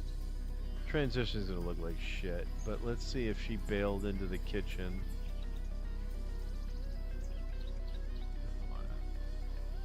Not what I want.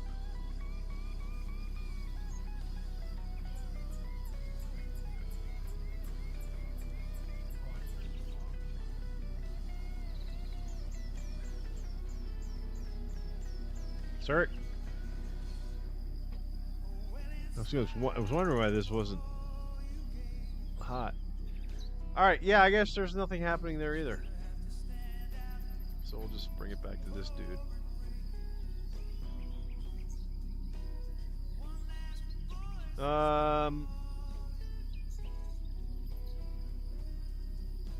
Oh yeah. Fucking garbage pails at the elbow room. It's happening. You see, at the elbow room, they don't wait to take out garbage. When like one's full, fuck it. Just bring out another empty one. So I'm guessing the end of the night with a lot of garbage all.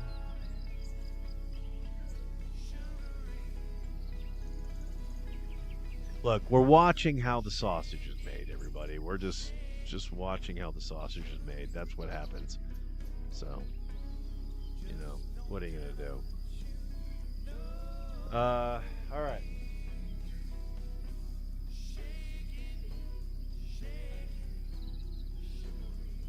Sugary.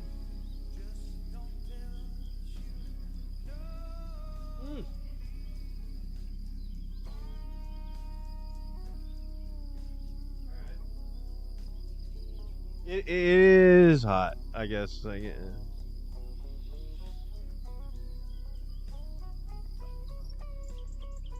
right, let's go. Let's do some more quizzing things. Let's quiz.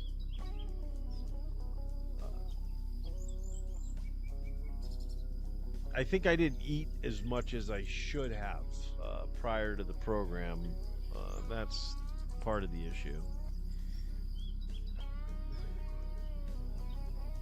Alright, so let's bring Mini-Me in. Let's bring in... Oh, shit. Oh, right. Sorry. Got me up here on production. And stuff. Alright. This character's name will be the subtitle for the newest movie in this series coming out in 2023. Alright, well, we're a couple years old on that, right? What's the name of Eddie Murphy's popular police character from the Detroit in the action film franchise Beverly Hills Cop? Well, I'm not certain, but I think it's Axel F. Axel Foley. I'm going to give myself credit for that since I've gotten almost everything else wrong.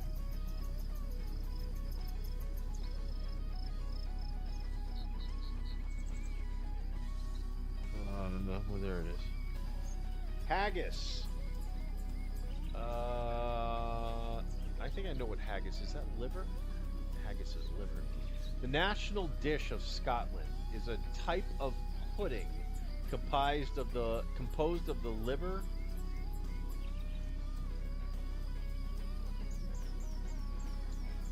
heart, and lungs of an animal, mixed with suet. My grandmother used to feed suet to birds.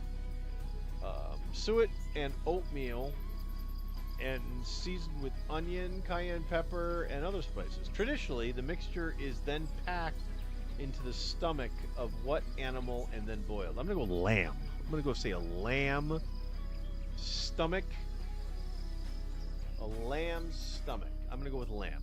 Lamb. This, Mary had this. Sheep. Is sheep lamb?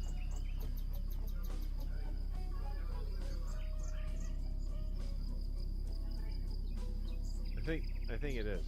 Lamb is just a single sheep. God, I hope it is. I'm really drunk. A man of tremendous strength.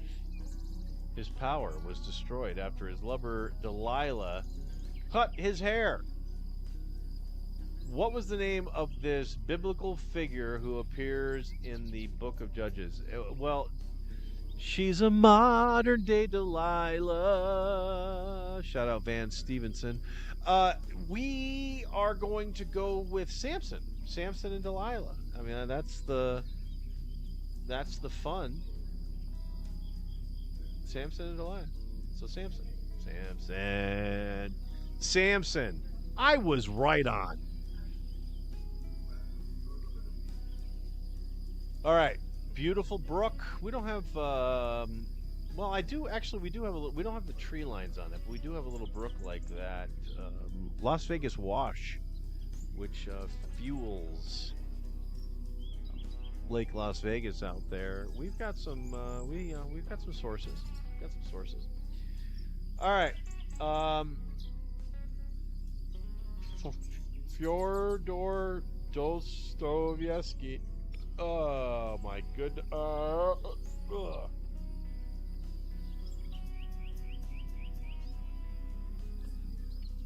Fyodor Dostoevsky was inspired to write his novel The Gambler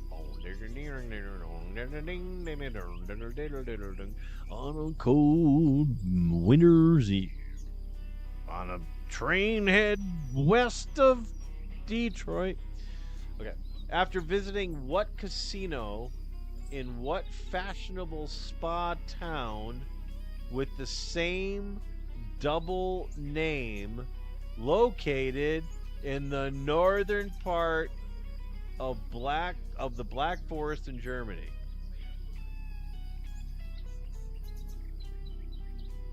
Fyodor was inspired to write his novel The Gambler after visiting what casino in what fashionable spa town?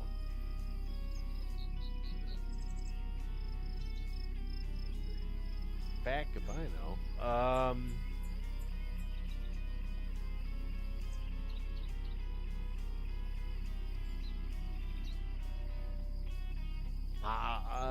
It's gonna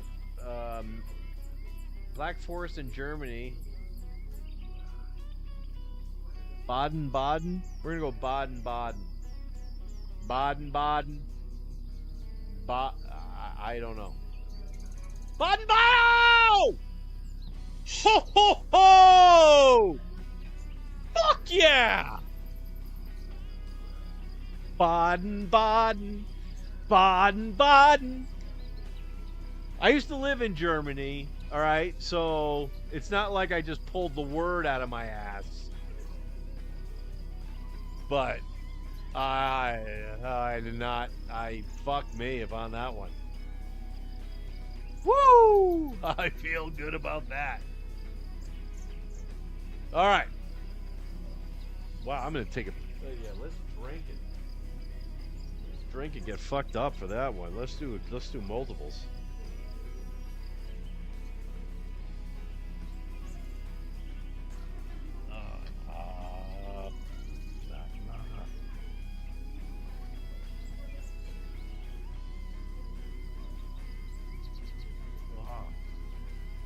Woo!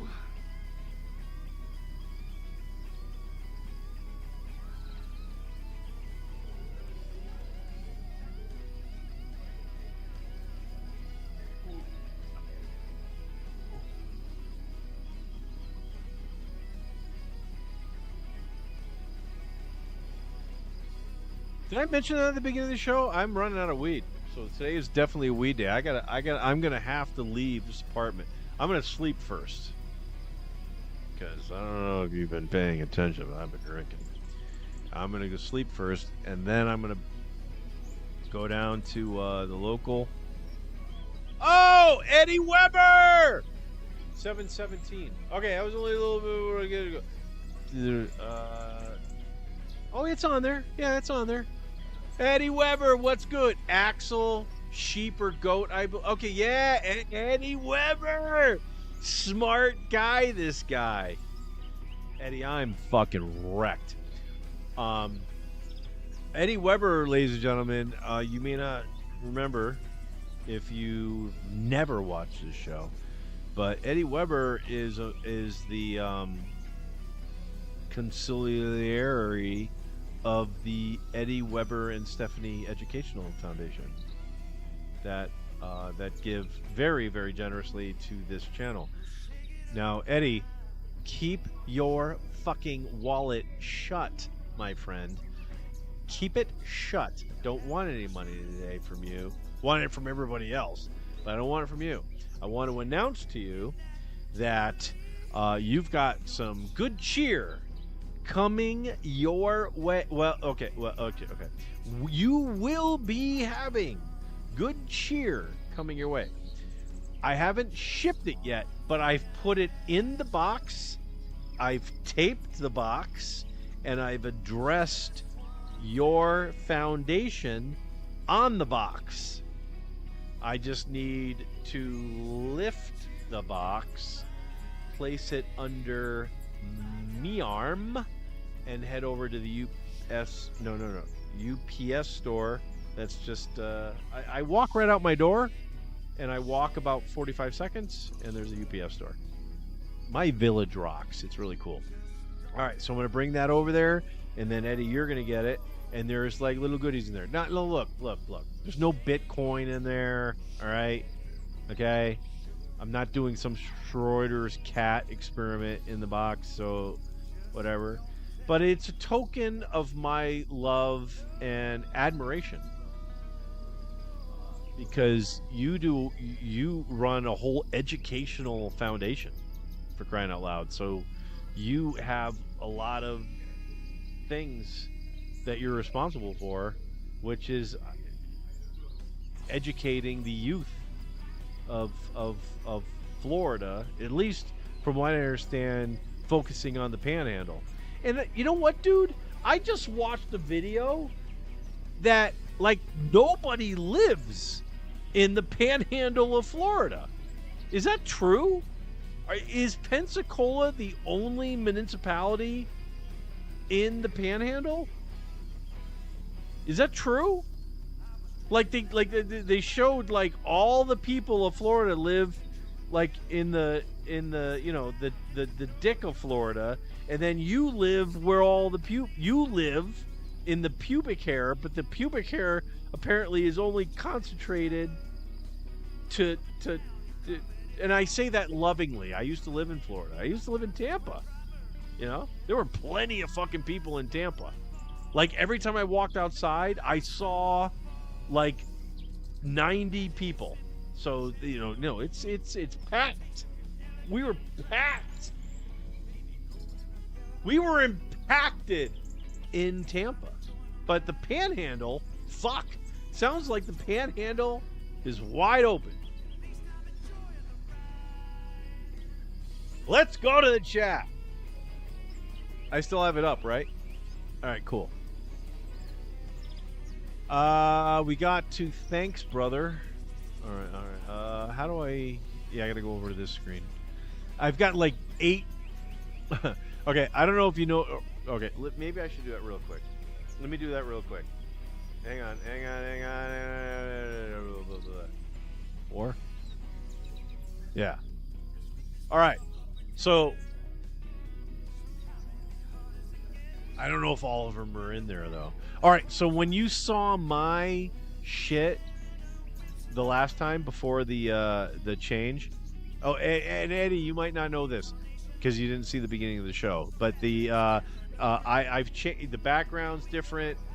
I moved... Essentially, where I'm sitting right now is where I was sitting...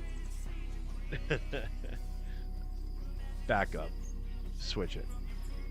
Essentially, where I'm sitting was where all the bank of TVs were originally, and so I switched it. So now I'm sitting where all the TVs were, and now what you're seeing here is where I was sitting. Like that, my chair would have been, up against that wall there. But when I was doing the original setup, I had 7 screens. Now I have 8. I have 8. 1, 2, 3, 4, 5, 6, 7, 8. So I have 8, but I don't think you can see them all on this screen. 1, 2, 3, 4, 5, 6. Yeah. So where you see the 2 big screens on the top, and then there's, so go all the way to the right, and then there's the question, right? There's the question for the trivia. There are 2 screens behind that. Now, my angle, which is, this angle, I can see him. I have to look this direction to see him. But I can see them both. And, we're good. But let's get to having some. Oh, wait. Did I do Eddie? No, I didn't. I haven't done Eddie. Did I get to all the shit I was talking about?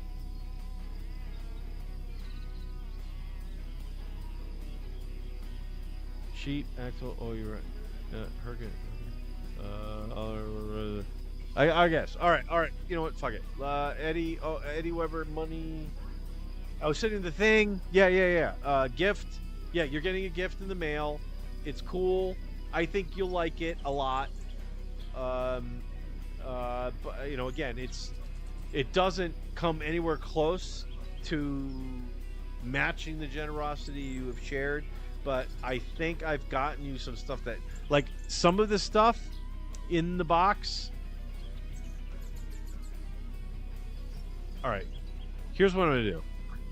I'm gonna verify this before the movement on Tuesday. But I think one of the I put a hat in there, and I think that hat is no longer available on stevejessup.com. I think. But then again, Steve could just bring it back whenever he wants. It's not like it's some sort of discontinued shit or whatever. But anyway, I don't know. I tried to think of something that you would put on your head, and I thought this was something that you did. And it's brand new. It's never been on my head. It's new shit, Eddie. It's new shit. I got a drawer full of crap that it's part. I will say this. Some of the stuff he sent me, I'm not sure I think he designed it himself. You know what? Fuck it. Just when it arrives, I plan on doing it. What's today? Sunday. So Monday I will ship it. I'm talking about this way too long. I'm talking about this way too long. But then again, Eddie, you're probably the only one watching, so who cares? This is your... Elton John wrote a song called Your Song. I'm going to write a song called Your Stream. And you can tell everybody this is your stream. I talk about the presents I send you.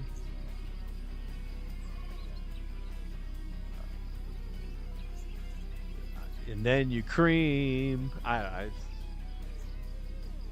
stupid. So stupid.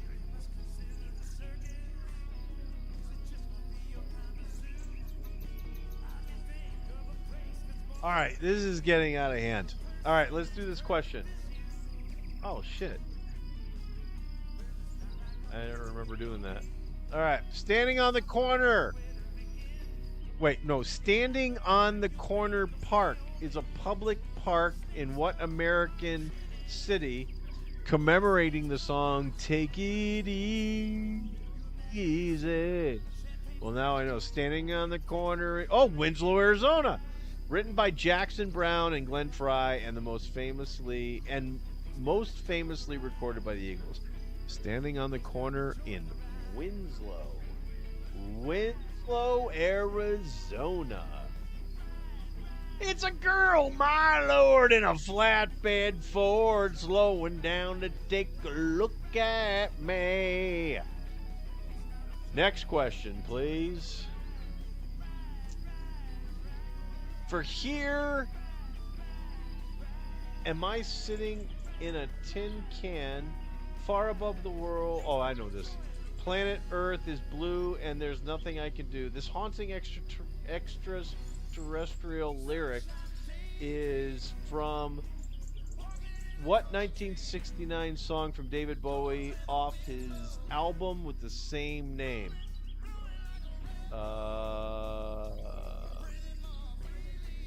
Shit. For here, okay, it's Major Ground Control to Major Tom. For here, I'm saying his album, the same name. I want to get this exactly right. It's not Space Odyssey. It's Space Odyssey. Fuck. Space Odyssey. Oddity! Oh, I'm so terrible at trivia and drinking. I should quit. No Colonel yet? Alright.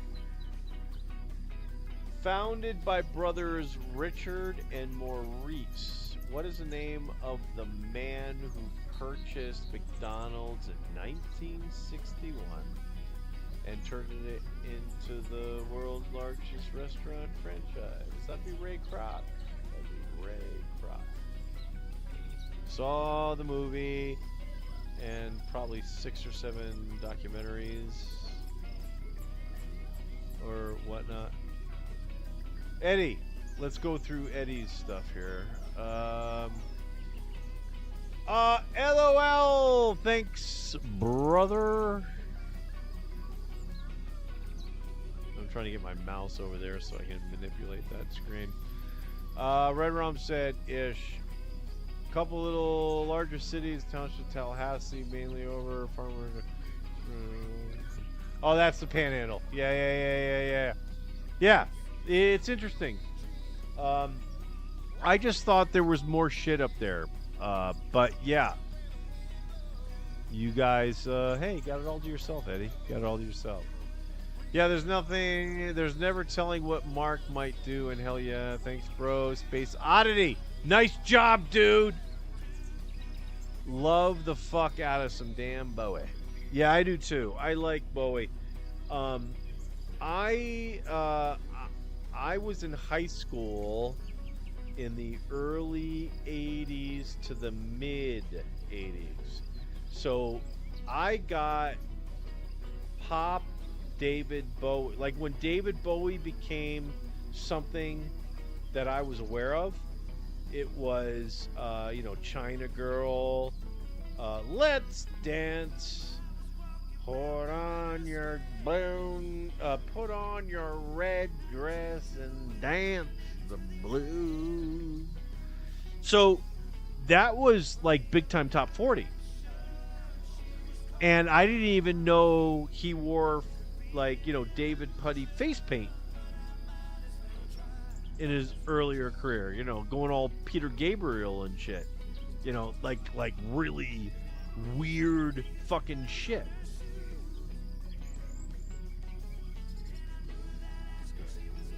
Stupid thing.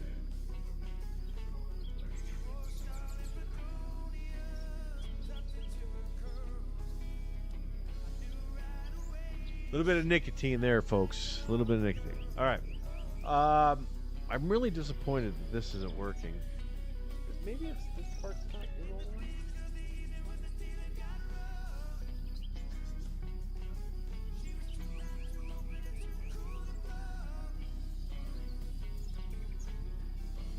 Sound box. I wouldn't hear it, so.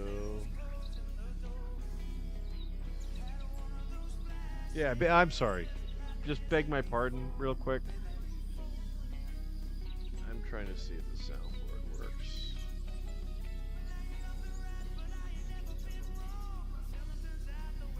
Totally isn't. Oh! Oh! I might be able to fix it right now. Properties. Ha ha ha!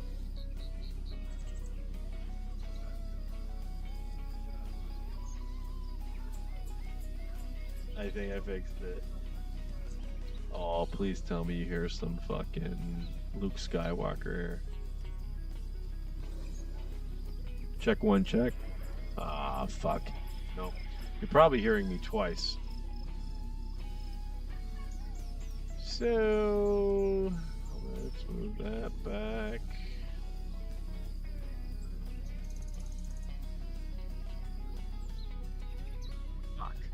That is unfortunate. All right. Yeah. That'll be fun to fix later. All right, so what else did Eddie say? There's Mark Space Oddity, love the fuck out of City Boy. We all know Mike was doing key bumps. Listen to Ziggy Stardust. Ziggy Stardust was 76. Earlier than that, maybe 73, 74. Yeah, I was in 19. All right, let's just say it was 9. Eddie, look it up for me. 19. I'm going to say it was 75, 76, somewhere there. If it was 1976, I was 8 years old, so I wasn't doing bumps yet. I was doing bumps. Actually, I shouldn't even fucking say this. All right. I'd gotten out. I didn't, and I wasn't some master. Okay, I'm done talking. Eddie's getting me into fucking trouble right now. I did it once in a while. Okay. San Quentin is where what man played his first ever prison concert? That'd be Johnny Cash on January 1st, 1958. A concert that he helped set Merle Haggard, then a 20-year-old San Quentin inmate, on the path towards becoming a country music legend. I didn't know Merle Haggard was there, but that was definitely Johnny Cash. Fuck yeah. Fuck yeah. What a lovely little lake with a cloud reflecting in. Oh my goodness. Moving. We're moving. Holy shit. Got a moving video on this one. Oh. Okay. Alright. Okay. Again, I'm not gonna lie, I'm getting a little seasick. I thought this was gonna be a still picture, and I'm staring right at it.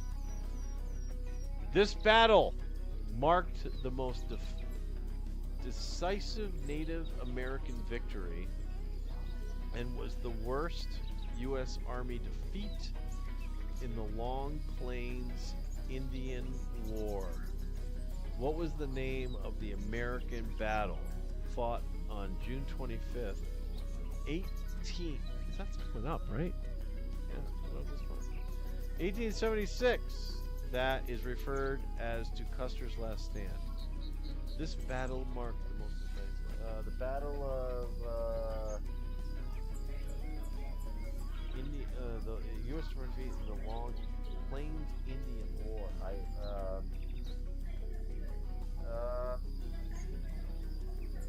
The Battle of. I'm going to say the Battle of Something Creek. Bull's Run. Eddie says Bull's Run. He also got Mr. Cash right. Eddie also says 1972. I was 4 years old in 1972. Eddie, I was 4. All right. Okay, you're gonna go with Bull's Run. That sounds good to me. It's got to be something Indian-like, right? Bull's Run sounds good to me, dude. It really does. I'm gonna go with Something Creek, though. Something Creek. The Battle of Little Bighorn. Bighorn. Yeah. You got the B right. Got the B right. All right. Oh, and like I said, Eddie, I'm going to send that out on Monday, so you'll probably get that. I'm going to send it out the cheapest way possible. You know me. But yeah, there'll be some cool in there. Let me just give you a heads up if you want to do it right now.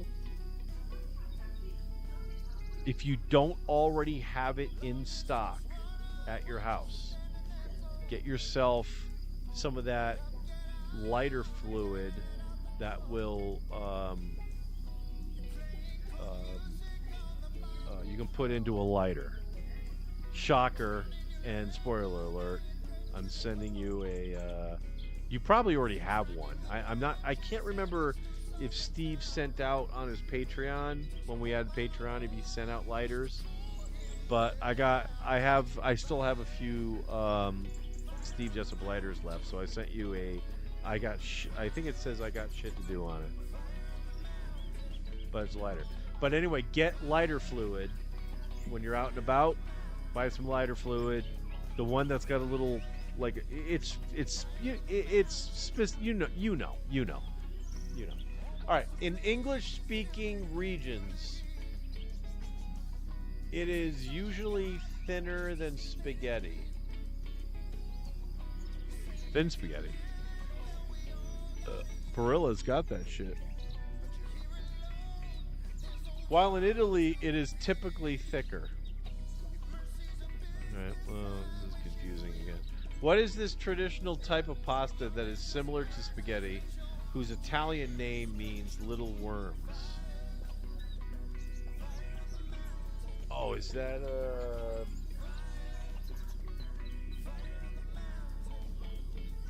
Oh, I have no clue. Little worms. Because it's not spaghetti, because spaghetti is long. So what would be... I don't know. What do you got, Eddie? Oh, the Zippos. That's dope. No, it's not a Zippo. Oh, you're talking about the lighter. I gotcha.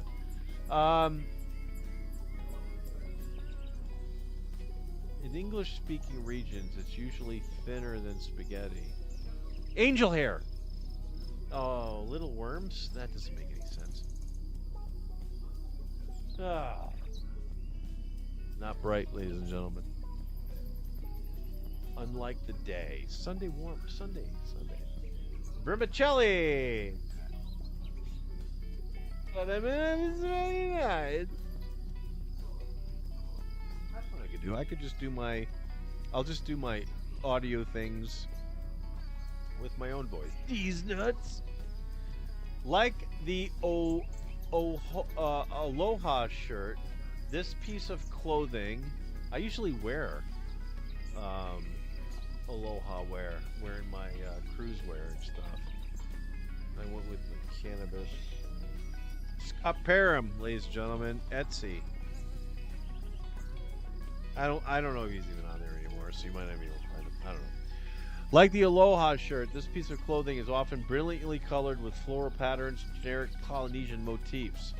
I really wish, it's crazy that I didn't wear a shirt this time. What is the name of this loose dress? Oh, it's a dress. Okay. What is the name of the loose dress of Hawaiian origin that hangs from the shoulder and is a cross between a shirt and a robe? Fuck if I know.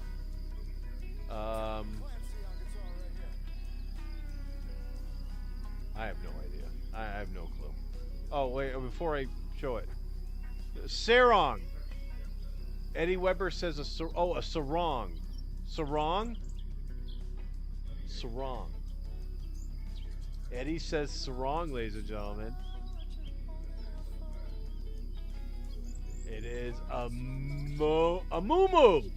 Muumuu. That's how it's spelled? I thought it was with O's. I think that was Jeremy and no.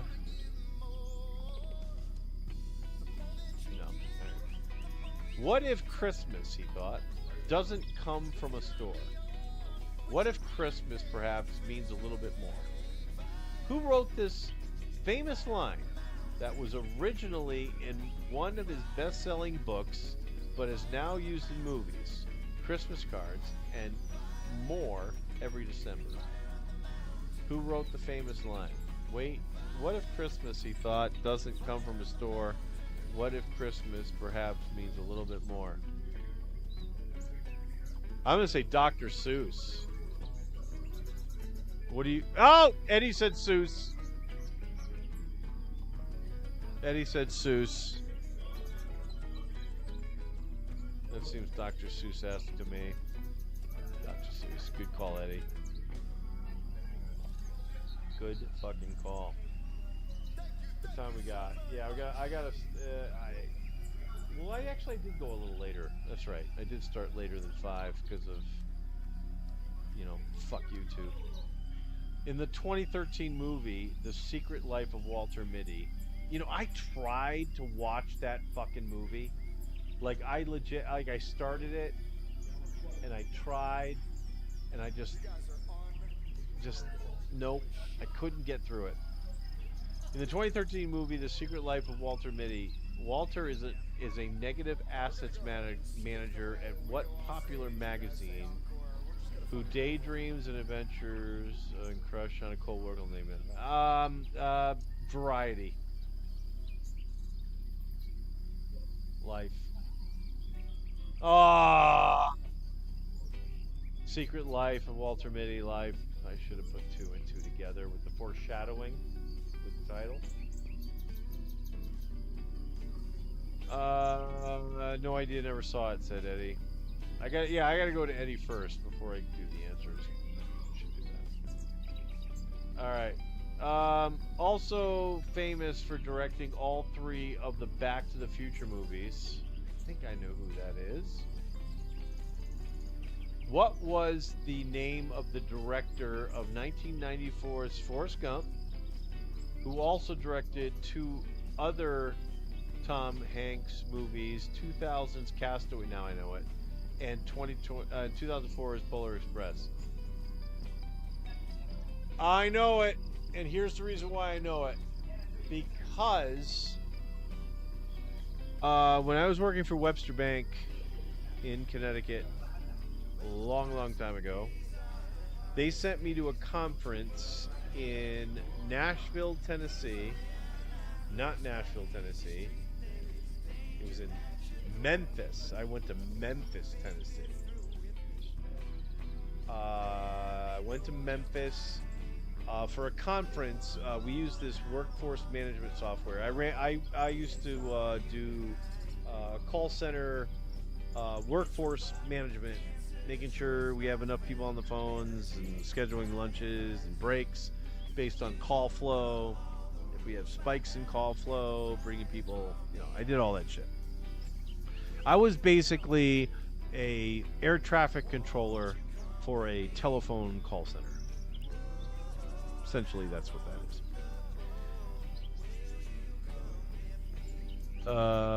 is. So they sent me on this conference, and it was because of the software that I used to manage all this shit. Was a company called, we'll shout them out. They're not a sponsor, but they should be. Pipkins out of St. Louis, or close to St. Louis.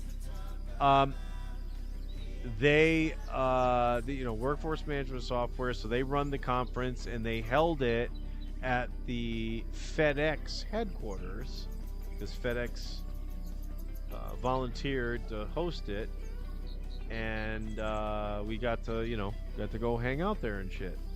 Well, FedEx didn't hesitate to talk about how they're in movies and stuff, and we got to see a presentation from FedEx giving us their propaganda while we're on their site. We got to see all their old commercials from the 80s, which was neat. I had fun. Like, they would have these breaks, and you can go out to break and go smoke a cigarette or go get something to eat or whatever, cup of coffee. But in the theater that we were in, they were playing the old FedEx commercials. It absolutely positively has to be over there. It has to be there overnight was their old little motto. I think that was theirs. Yeah, all that shit. So I was sitting there watching that stuff and eating a granola bar because they had a little thing. Was right in there in the theater. Go down there, get a drink of water or a couple of granola bars during that time of the day. Break. Yeah, fine. I don't need something. I don't want to go buy something at the commissary. Anyway. So yeah, they played a bunch of videos and did all that shit, and they talked about Castaway and how FedEx was going to be, essentially portrayed in the movie. And I remember the name of the director being mentioned over and over and over again, and that is Robert Zemeckis. Robert Zemeckis. Yeah. Hell yeah. I'm wicked smart. Even though I'm only about a 15, well, it's probably even less than that, 8% getting these right. Eddie's doing better than I am. He's at least over 50. All right, Will Ferrell provides the voice of the leading character in which 2010 animated comedy film, which produced by DreamWorks Animation, about a brilliant supervillain who eventually turns into a superhero. All right, see, look. You watch another video, oh man.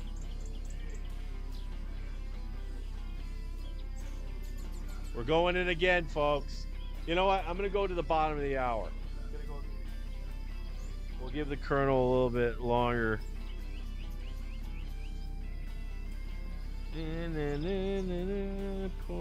Or not that much. We'll do that. If I do the whole thing, and I gotta buy weed later, right? I'm gonna sleep through the hangover, because after this show, I go to bed.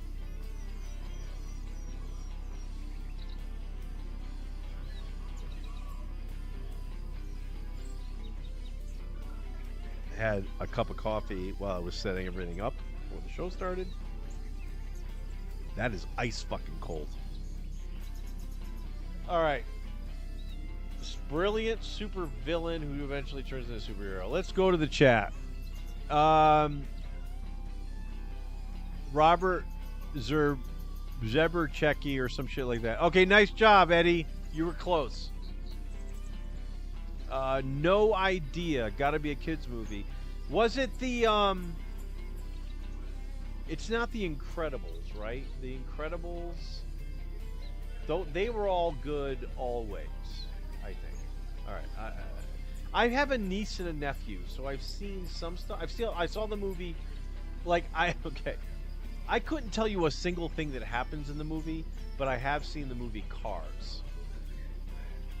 My niece and nephew made me watch that thing, and I think I just read my phone, and when my sister was out of the room, I vaped. Sue me.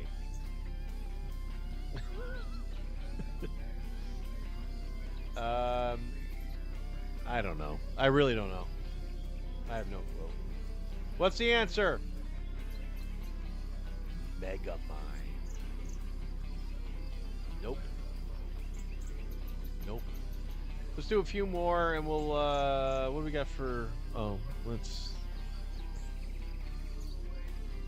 to see if I can reset some of the,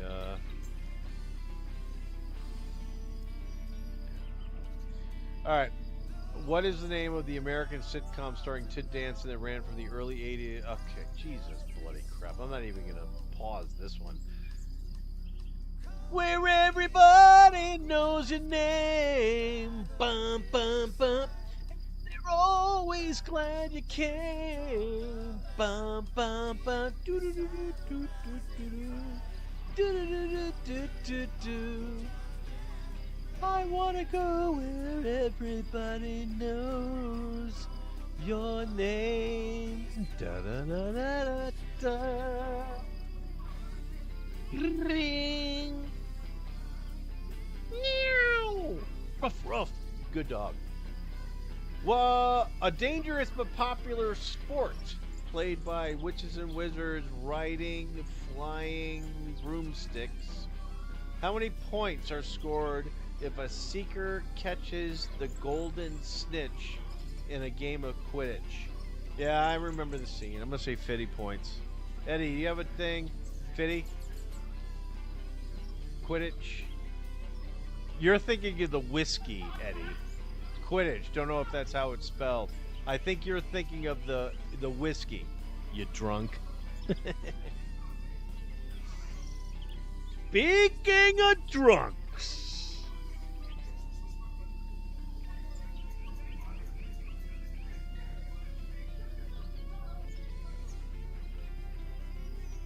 Still not hot enough. Gross as fuck. All right, fuck. Didn't read all of the question. This is what Eddie said. My bad. I think it's a game if they catch. Yeah, it is. But how many points, idiot? Read it again. Jeez, Eddie. I'm not sending the package unless now you get the question right. You got 20 seconds. 19, 18, 17, 16, 15, 14, 13, 12, 11, 10, 9, 8, 7, 6, 5, 4, 3. That's game, and it's over. It's asking for how many points.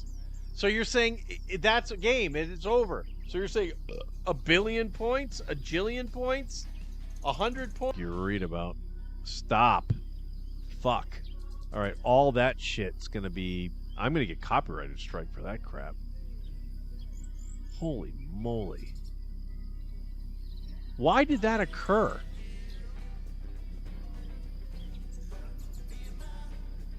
All right, Eddie. All that funny shit we did is probably gonna get me in trouble.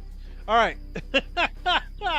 Although some sources doubt the severity of the chaos, what story by H.G. Wells did Orson Welles narrate on his broadcast radio show on the 30th of October, 1938, that allegedly caused widespread panic among its audience? That's the War of the Worlds, I believe.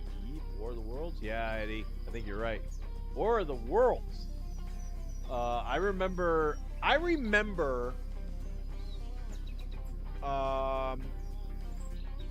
was a kid. I mean, like, I went to my I'm guessing, but I think the scenario was my parents were going to be doing something, and so they dropped me off and my brother and my sister at my grandparents' house. We lived in the same town up till I was the age of 7. So I was 7. My brother was like either 5 or 6, and my sister mostly 3 or 4. And I remember my grandfather. My grandfather was a big radio guy. So this is it was mid 70s, and mid to late 70s. Yeah, mid to late 70s. And then they replayed the War of the World, like as it happened. So, and I remember my grandparents telling me about this because they were alive during the time. They were teenagers or preteens at the time, and it was kind of a big deal. So yeah, I think it was War of the Worlds, Eddie. I think you're right. I think you are correct. And the War of the Worlds is absolutely correct. We're doing great on this. I'm gonna for next week. I'm gonna do the same questions over again so I can get them all right. Because I'm not really happy with my performance so far. Thanks for helping, Eddie. What was the last name of the U.S. Secretary of State whose treaty with Russia for the $7 million purchase of Alaska was ridiculed in Congress and in the press was referred to as his folly? U.S. Secretary of State whose treaty with Russia. That's a great question, Eddie. It's genius, to be honest, because that was from the thing. Okay.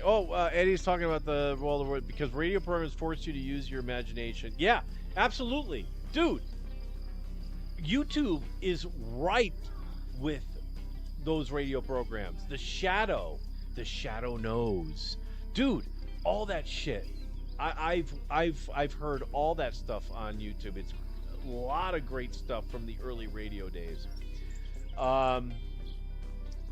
And it's the same imagination and folks not knowing it was a story that turned shit chaotic. Well, it led to some rules. You had to tell folks that this is, at the beginning of some stuff, this is a fictional account, blah, blah, blah, this, yada, yada. That led to all that shit, 1938 was still the Wild West of media. Media, I should say, radio. They, weren't a whole lot of rules. I guess maybe words for sure, but as far as trying to trick your audience on on what was happening, but that just goes to show you too. In 1938, we don't know what's happening in space at all, like zero.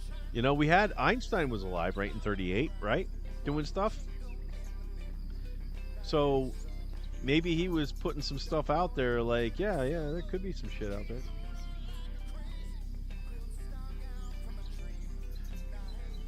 All right.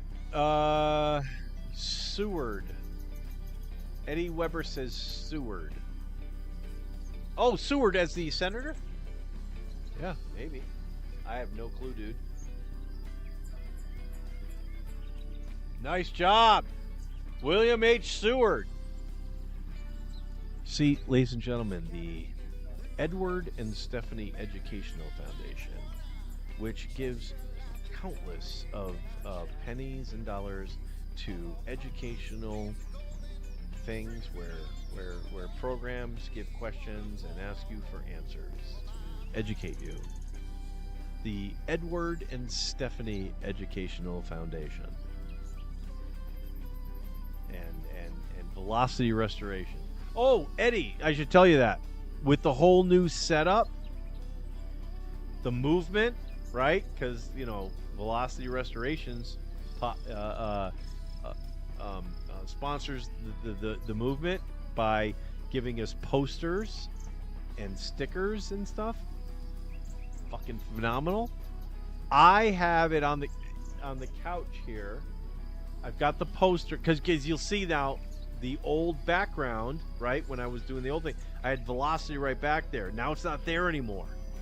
So it was one of those things where I'm like, all right, where are we going to put the Velocity poster now? And yeah, there were no options back here to get the whole thing. Like I myself blocked most of the poster on my first attempt. And then the thing here, the big picture here, I was draping it over the picture and trying to anchor it on it. And that didn't work because then the angle, and then I was like in the corner, like my head was like it just didn't work. So what I did is I put it on the couch, and I'm going to debut it on Tuesday. And now I have a webcam attached to I've got this little roller desk that I have the camera and my lights. You might have saw it on. Can you see it on the? No, you can't see it on that. So it's on this little thing. So all I have to do is just angle the camera because it's on one of those little gooseneck things, and I have the webcam that goes right in front of the Velocity poster that is on the couch. I've got it draped over the couch now, and I put some knickknacks and stuff. It looks great. It's gonna be great. You'll see it on Tuesday. It's gonna be mint. All right, let's do one more question, and then I gotta take a piss, and I'm concerned about the professionalism of the program. I don't want to leave the program to pee, even though it's only going to take me like 15, 20, 30, let's be realistic, 90 seconds, minute and a half. So I got to pee, I got to walk over there, I got to pee, I got to finish peeing, I got to flush the toilet, I got to wiggle my shit, right? Because 2 slaps against the bowl isn't gonna fucking do it, right? Gotta wiggle, wiggle, wiggle, get the rest of it out, back in. Yeah, 90 seconds. 90 seconds.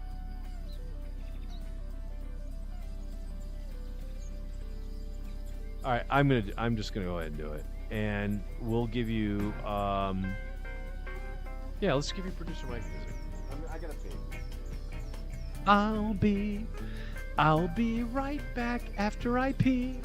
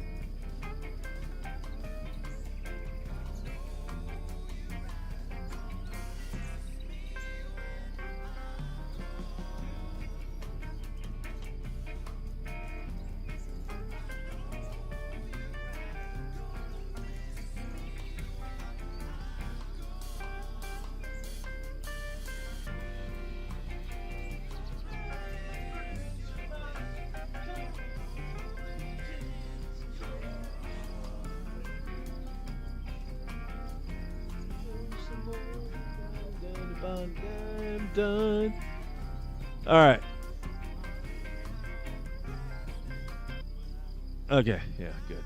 All right, a member of the family Brassicaceae,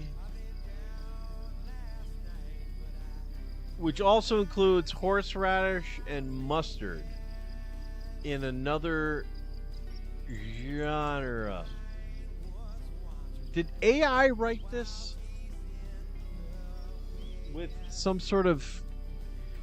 Okay, a paste made for... Oh, is it a fucking... Oh, I know what it is. It's wasabi. It's wasabi. A paste made from the ground rhizomes of what... Oh, wait. What plant and is used as a pungent condiment for sushi? It's got to be wasabi. Did you say wasabi, Eddie? It's just me and you, and I got to piss to meet back in 5. Yeah. All right, Eddie, do you think this is wasabi? I bet you do. 2, 1, it's wasabi. Wasabi.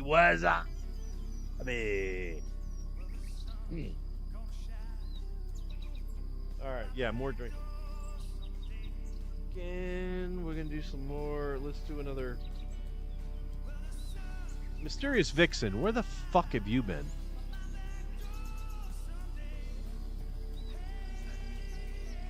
Been doing these Sunday shows.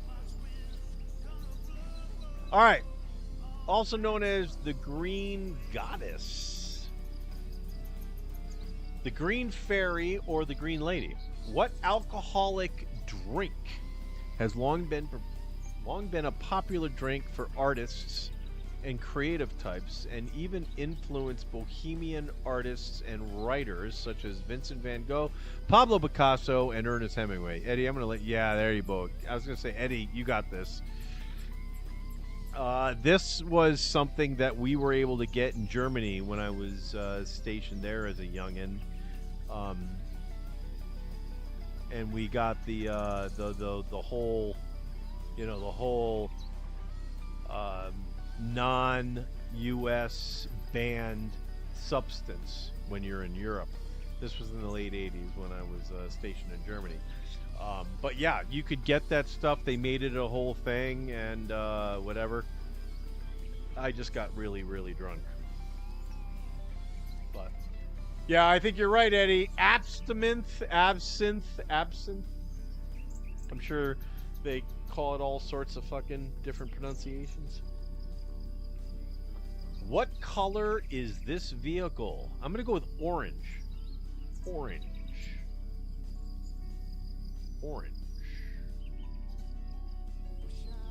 Yeah. Okay. Best known for his series of suspense novels about his infamous character Hannibal Lecter. Ah, shit. What is the name of the American author of the best-selling novels The Silence of the Lambs, Black Sunday, Red Dragon, Hannibal, and Hannibal Rising? I don't know. I'm gonna go with it's not Stephen King, right? Brick Parsons. I'm gonna go with Brick Parsons. Thomas Harris. I got none of those names right. I should give myself credit though if I get the first or the last name right. The first or the last name right. I think I should give myself credit. Considered as a pseudoscience by most scientists, phrenology is a theory of human behavior based on the belief that an individual's character and mental faculties correlate with the shape of what body part?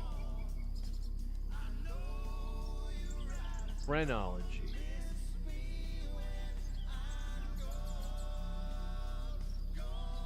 Phrenology. Body part. I'm going to go nose, but I think I'm only doing that because of pheromones, and then pheromones and phrenology I don't think are the same Latin word origin at all.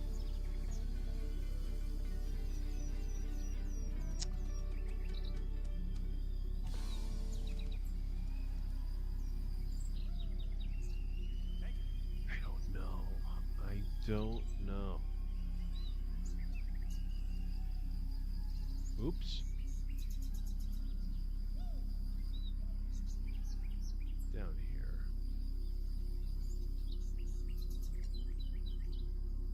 Alright, let's see what Eddie thinks. Nah, wasn't King or Kuntz. I don't know. Let's see what happens. Anybody get head? Head. Chronology. Alright. Phrenology and chronology are the same thing, ladies and gentlemen. You learned something right along with the rest of us. Alright, let's go with one more question. 20 minutes after the hour. We're going to go to the bottom of the hour. We're going to wrap this up. But, so what we're going to do is we're going to take the last 10 minutes or so for me to just sit here and rant, I guess, about anything that comes to my mind.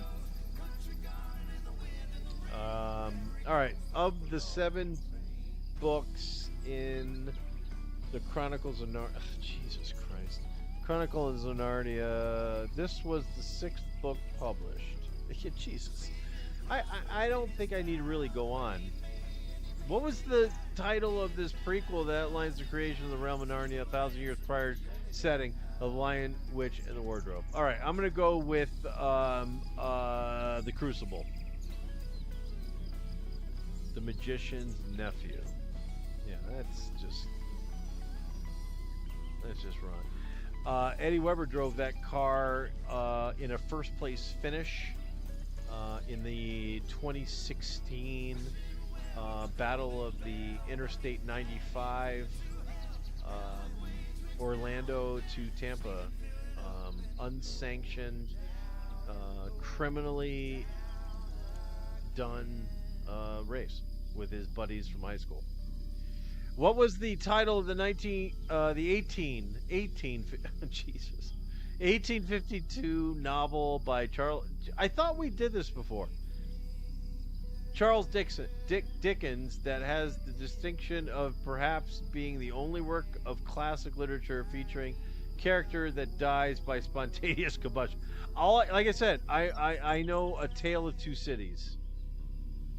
Eddie, which one do you got?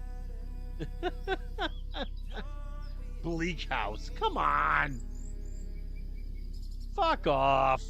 There's the car that Eddie raced to first place.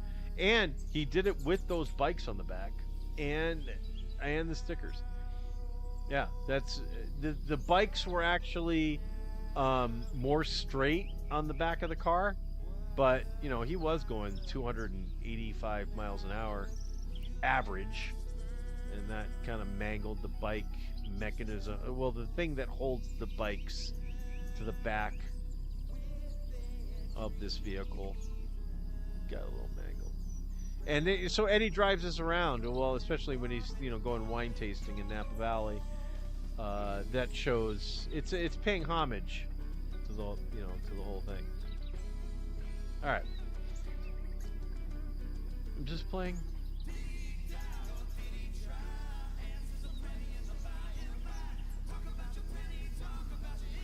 I don't know what's happening. There we go.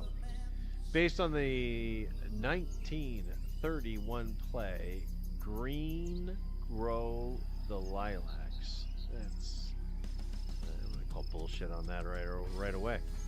The Rodgers and Hammerstein musical Oklahoma features a song about what city, not located in Oklahoma, where everything is up to date and they've gone about as far as they can go. Alright, I'm going to guess it's close to Oklahoma. Maybe in Nebraska. Omaha. I'm going to say Omaha. Eddie? Oh, Bleak House! You got it, brother! Holy shit. Nice job, Eddie. Alright. I didn't look. Eddie, I just assumed you weren't going to get it. I'm sorry, dude. I apologize. I guarantee you the Colonel... I guarantee. I don't know if you saw this, Eddie. Were you around for this? Were you around for Colonel Clickbait? Colonel Clickbait Yastrzemski Stout and Tarkington? Yeah. Got a new colonel. Got a new colonel on the channel. I am Colonel Clickbait Yastrzemski Stout and Tarkington. You can figure out what the acronym is. I already told everybody at home. Alright, based on the 31 play, Green Grove, Lilac, City, Oklahoma. What did you say, Eddie? I'll go Dallas. I don't know musicals. Alright, he's going to go Dallas.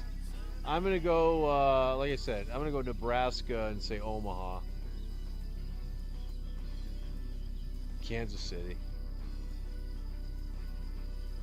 Yeah, these questions can go fuck themselves. Right, Eddie? Fuck them. Fuck questions that make us look stupid. What is... Oh, here we go. Rock musical. Oh. Eddie just said he doesn't do musicals. But what if it's a rock musical, Eddie? What is the title of the rock musical with the music, lyrics, and book by Jonathan Larson, loosely based on Giacomo Puccini's 1896 opera La Bohème. La Bohème. That tells the story of a group of impoverished young artists struggling to survive and create a life in lower Manhattan's East Village. Well, I mean, right off the bat, I'm going with West Side Story, but that's not a rock musical.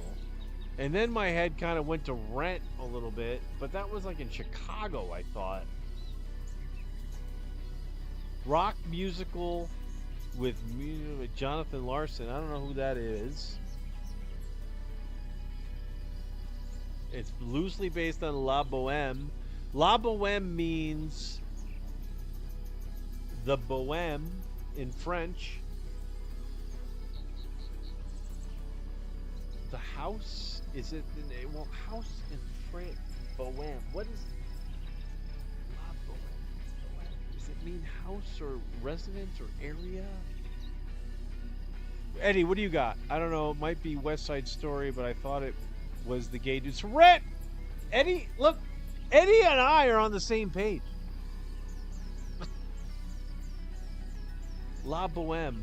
I for some reason... I think of a poster when I think of La Bohème. Did I see it somewhere in my lifetime as a poster somewhere?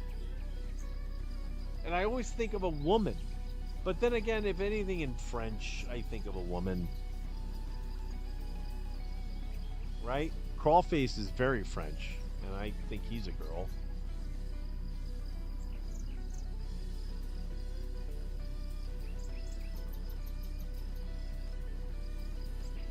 All right, so lower East Village. What's going on in the East Village these days, Eddie? I don't know.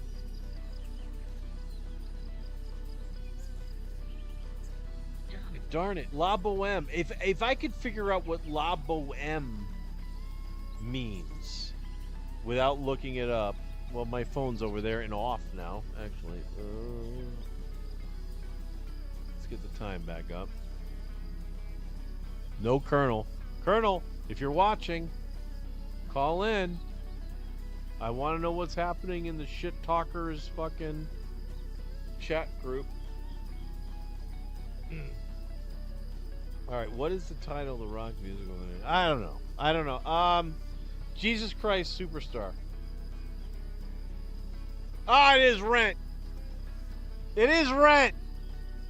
That's a rock opera? That's a rock musical? Is it rock? That's a bullshit fucking question. Nice job, dude. Eddie, you got it. Yeah, the gay dudes from Rent. You got it. That was it. What time is it? Oh, yeah, we're bottom of the hour. Here we go. This is the last question, everybody. Julius Caesar devoted 3 chapters of his 49 BC book, Commentaries. To what religion? Julius Caesar devoted 3 chapters of his 49 BC book, Commentaries, to what religion of the ancient Britain, whose name is an Irish Gaelic word for oak tree, often a symbol for knowledge.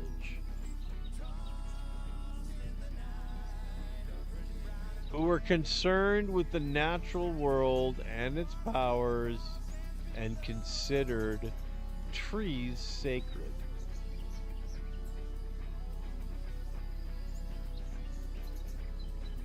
We're going to do another question after this. I'm going to end on a question I get right. Eddie, you got something?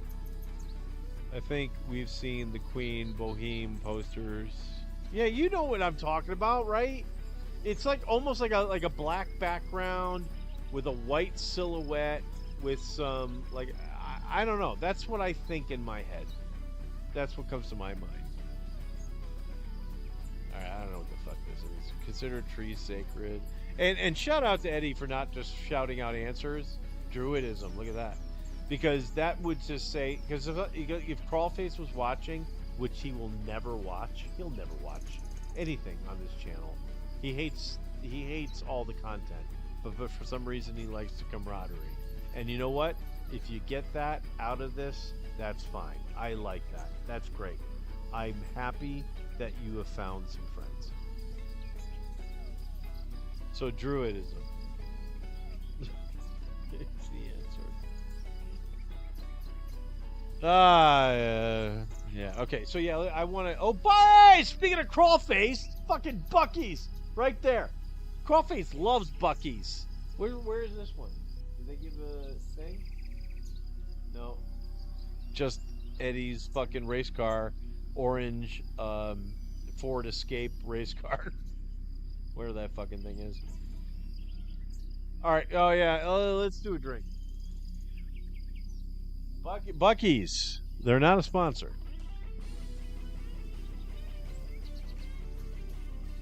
But they should be.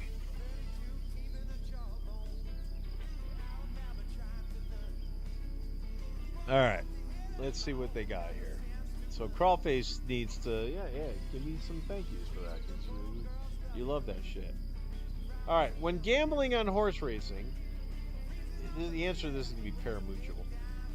What is the name for the difficult bet in which the person betting accurately, it's not going to be parimutuel, accurately bets the first, that's a trifecta. Betting accurately picks the first 3 finishers of a race, first, second, and third, in the correct order. Trifecta, right, Eddie? No idea, pass, he says. Yeah, that's trifecta. I used to live in Connecticut, and they had Highlight at the Hartford Fronton, the Bridgeport Fronton, and trifectas, man. Hell yeah. I don't know why. A Ford Explorer, orange Ford Explorers. They're not a sponsor, but they should be. What was the name of the man who wrote the poem originally titled "The Defense of Fort McHenry" on September 14th, 1814, after witnessing the Maryland fort being bombarded by the British?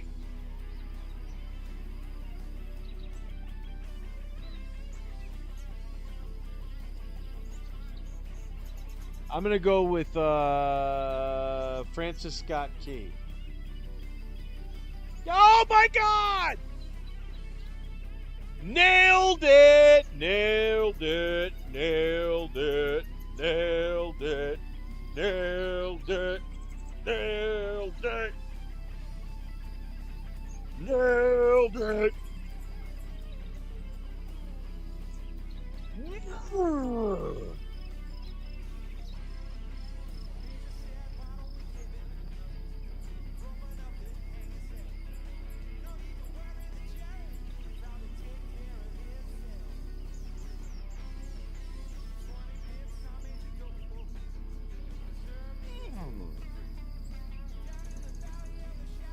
Tom Holland is the latest actor to take on the spider suit. What are the names of the previous two actors who played the role of Peter Parker, aka Spider-Man, before him on the big screen? Fuck. The guy from the Facebook movie, The Social Network, that guy. And the guy who also was in Spider-Man is the only movie I know him in. But he's like hey, yeah, I'm a friendly Spider-Man. I'm not gonna hurt anybody. And I don't know either one of those dudes' names. Eddie Weber! Eddie Weber knows those frickin' names. Alright. Yeah, last message from Eddie Weber is good job, bro. Wasn't sure on that one. Okay. Eddie. I don't know either of those guys' names. But it's the guy. Okay, it's the guy from the Social Network, and then the other dude was in probably Lord of the Rings or some shit, because he's like, I don't know. Tobey Maguire, and Andrew Garfield. Andrew Garfield's the one who's in the Social Network, and Tobey Maguire. That's all I know him from.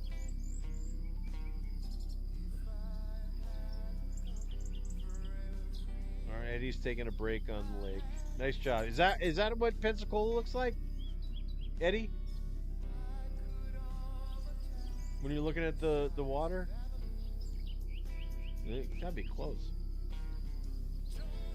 What's the title of the musical that tells the story of the title motherless British boy? The title motherless British boy who begins taking ballet lessons. Oh Jesus!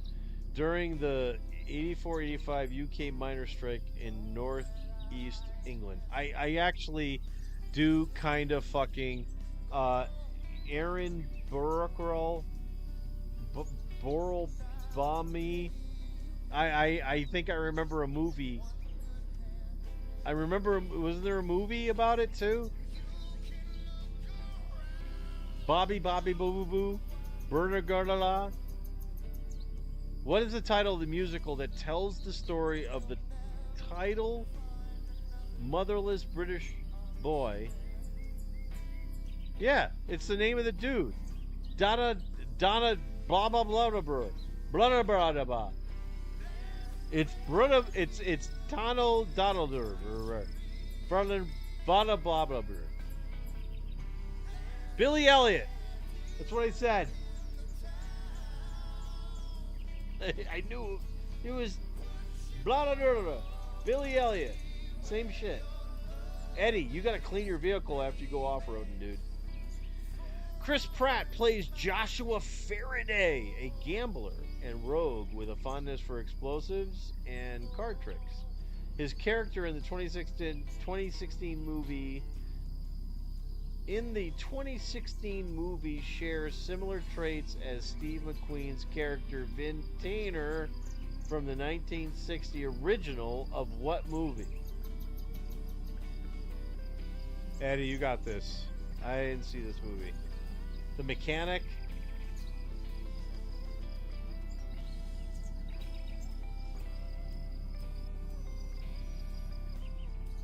Shit was gay as F in the UK in the 80s. Is that what this was? No, it wasn't. That's Chris Pratt. Chris Pratt was probably born in the 80s. That's a late. Mag 7? Mag 7. Me saying Mag 7. Eddie says. Magnificent 7. Nice job, dude. Oh, yeah. Actually, I did see this movie. Punisher explosives and cartridges. 2016. Yeah, I fucking didn't. I didn't pick up on the fact that it was a Western. Yeah, I saw that movie. Yeah, Chris Pratt was good in that. Thank you for cleaning your car, Eddie. He is a talented profiler, strong believer in the supernatural, and the adamant about the existence of alien life and its presence on Earth. She is a medical doctor and natural skeptic. What are the characters? I have no clue. I did not watch the X-Files. I know it was a thing, and if you said, when I read it, I'll know it. Riggs and Benefit. I'm gonna go with Sativa and Indica.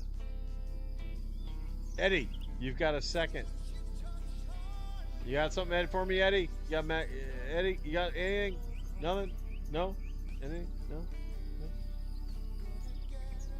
Mulder and Scully. See, if someone said Mulder and Scully, I would have. I know it. Hey, where is Mulder and Scully from? I would have said X-Files, but yeah, I couldn't come up with that. Eddie is all over the place. Eddie, you're well traveled in your Orange Explorer. In 1947, the gaming world. What? The gaming world was completely revolutionized when the Gottlieb Corporation added the first player actuated solenoid-driven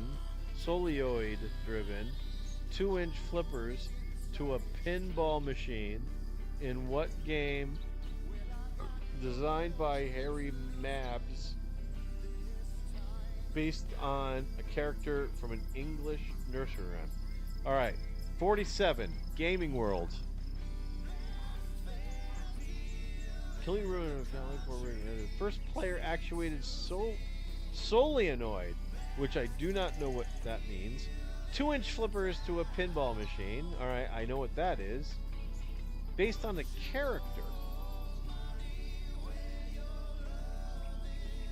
I'm going to go, hey, Eddie, I'm going to go Humpty Dumpty. What are you going to say? Scully and Mulberry. Steph said. Yeah, nice job, Steph. See, Stephanie is well educated, and I mean, she's probably not licensed in the state of Florida to teach children, but she should be.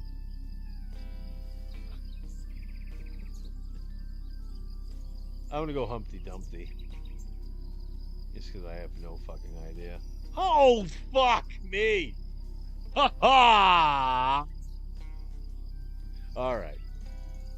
Listen, I may not have gotten a high percentage right, but I have even shocked my frickin' self with the shit I've been able to pull up. Eddie, how did you get your thing on a hammock? That's pretty brilliant. All right, yeah, I know it's not on the hammock.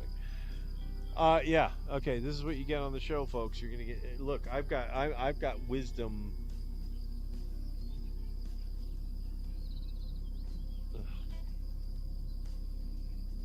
Yeah, and I'm also screwing up the screen. Here we go. Now we got it playing. He now has both a strait and sea named after him. What's the name of the Danish? I'm gonna go with Strait of Hormuz. It's Hormuz. The Strait and the sea named after him. What's the name of the Danish cartographer and explorer who led the Great Northern Expedition that resulted in Alaska being claimed for the Russian Empire? I'm gonna go with Juno. Somebody named Juno. I'm gonna go Juno. Oh, Bering, the Bering Sea. Yeah, Vitus Bering. The Vitus Bering. Jack the Ripper. That's what Eddie thought the name of that sea was. That's the delay. All right, the Babylonian captivity, as some dubbed. It was controversial within the. It was controversial within the church and lasted only from 1309 to 1377. That's still quite a long time. Sweaty head. But it left behind a lasting imprint on what French city whose role as residence for the popes was relatively short-lived. All right, Babylonian captive. It's I'm gonna go Nice. The Popes. I just think the Popes wanted to be somewhere that's nice, so I'm gonna say Nice. Let's see if Eddie got that right. Vatican City. Yeah, a little bit of the wrong country there, but yeah, I wasn't that close either. You know what I mean? Good times. I wonder if my oh yeah, we haven't done the sponsor yet. Let's go do the sponsor real quick. We should do sponsor. I don't even know which screen I should go to first. If I go to this screen and then do that. That doesn't work. Shit.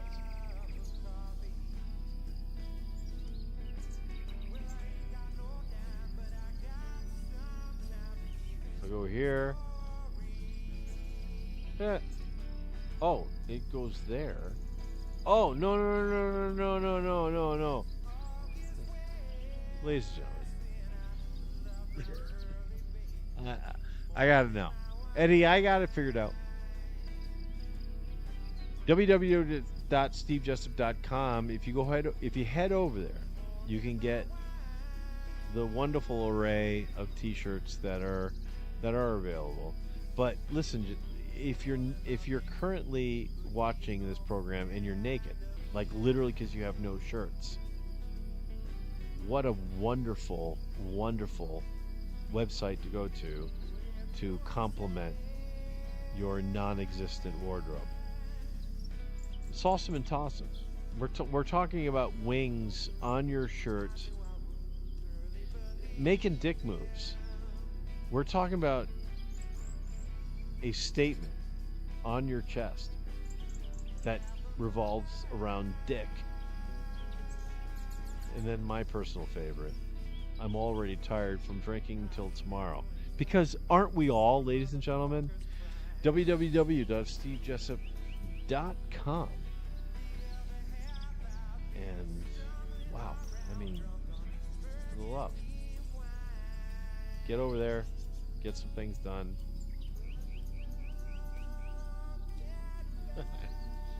I should do the ads way before I consume alcoholic beverages. Just one of the reasons that the casino game roulette is called the Devil's Game. If you add up all the numbers on a standard American or European roulette wheel, what number will you get? Well, gee, I wonder what the devil's number is. Eddie, you want to go ahead and throw it in there? Because I don't want to do it. Actually, I don't know if YouTube might even ban it. Eddie, try throwing 666 into the chat and see if YouTube bans it.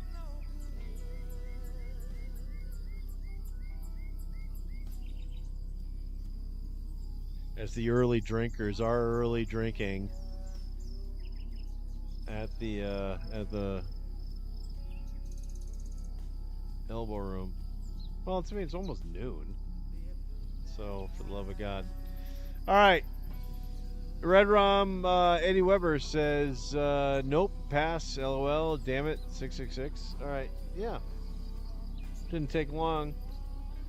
I'm sure it's 666. Let's see what happens. Yep, there it is. Good fucking times. All right, one more question. I mean, I'm going on 2.5 hours, 3 hours, I think.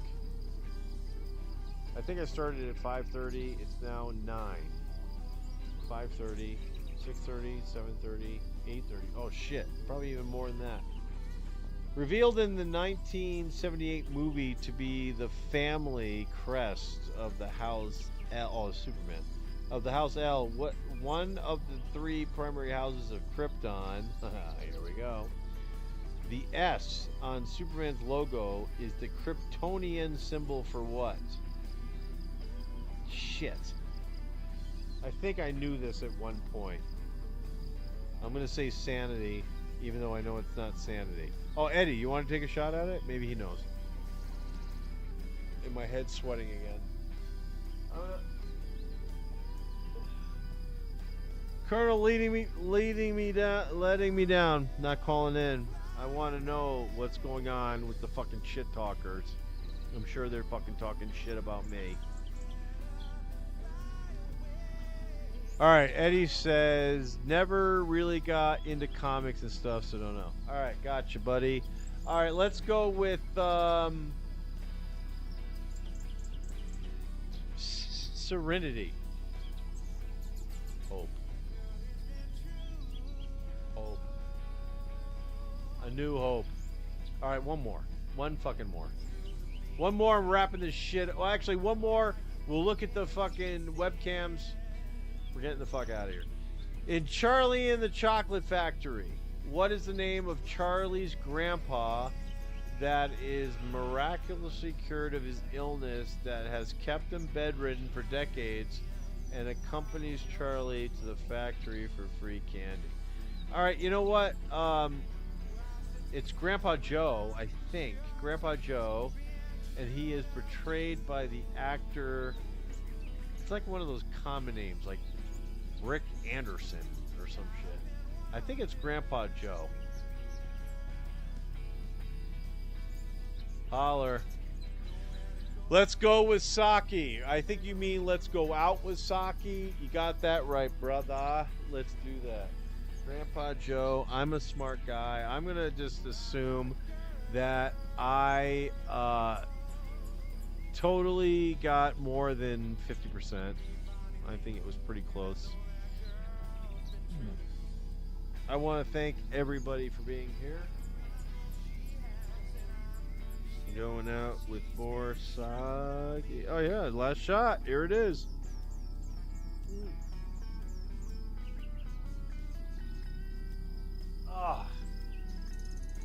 We did it. We did a show, and we made some progress on some stuff, right?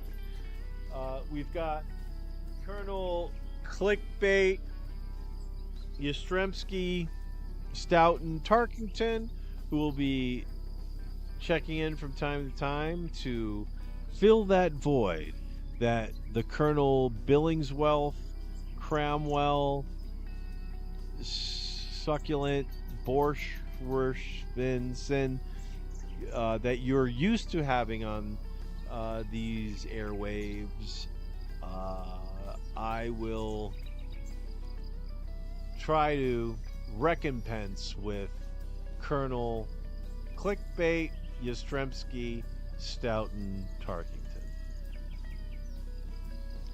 I'd like to thank the Edward and Stephanie Educational Foundation.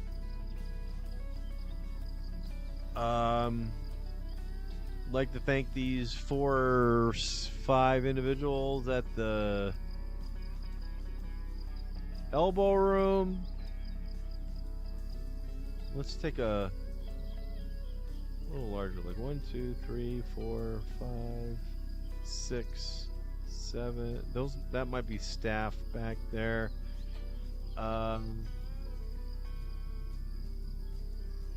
Oh, that dude's actually in a wheelchair. Oh, the wheelchair is in action now. Holy shit.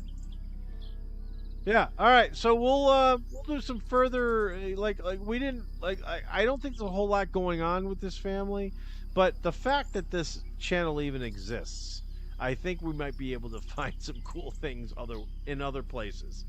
I mean, this family is just happy with, you know, just having their shit just broadcasted out there. So we'll find it, ladies and gentlemen. We're going to find those private moments and bring it to you live.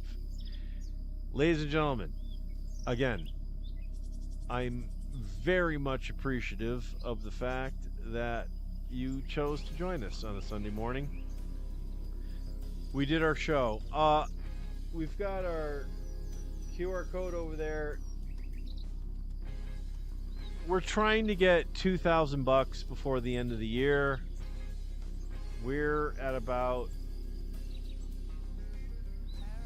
I think, 260, and we're about halfway through the year. So I don't know. But thank you for joining us. We will be here next Sunday. So please tune in to Sunday Morning Waké, Baké, and Saké. Tuesday, we will have the movement. It'll be me. It'll be Jay Morales doing some great stuff over there. Monday night, holy crap. Go over to Jay's Unbound channel and get up to date on the current events. He does like a little news channel over there. And Revelation. Wait until you see this guy. Just a bundle of energy. Unbound. Mondays and Fridays. 7 p.m. Pacific, 10 p.m. Eastern. Ish. What are you going to do?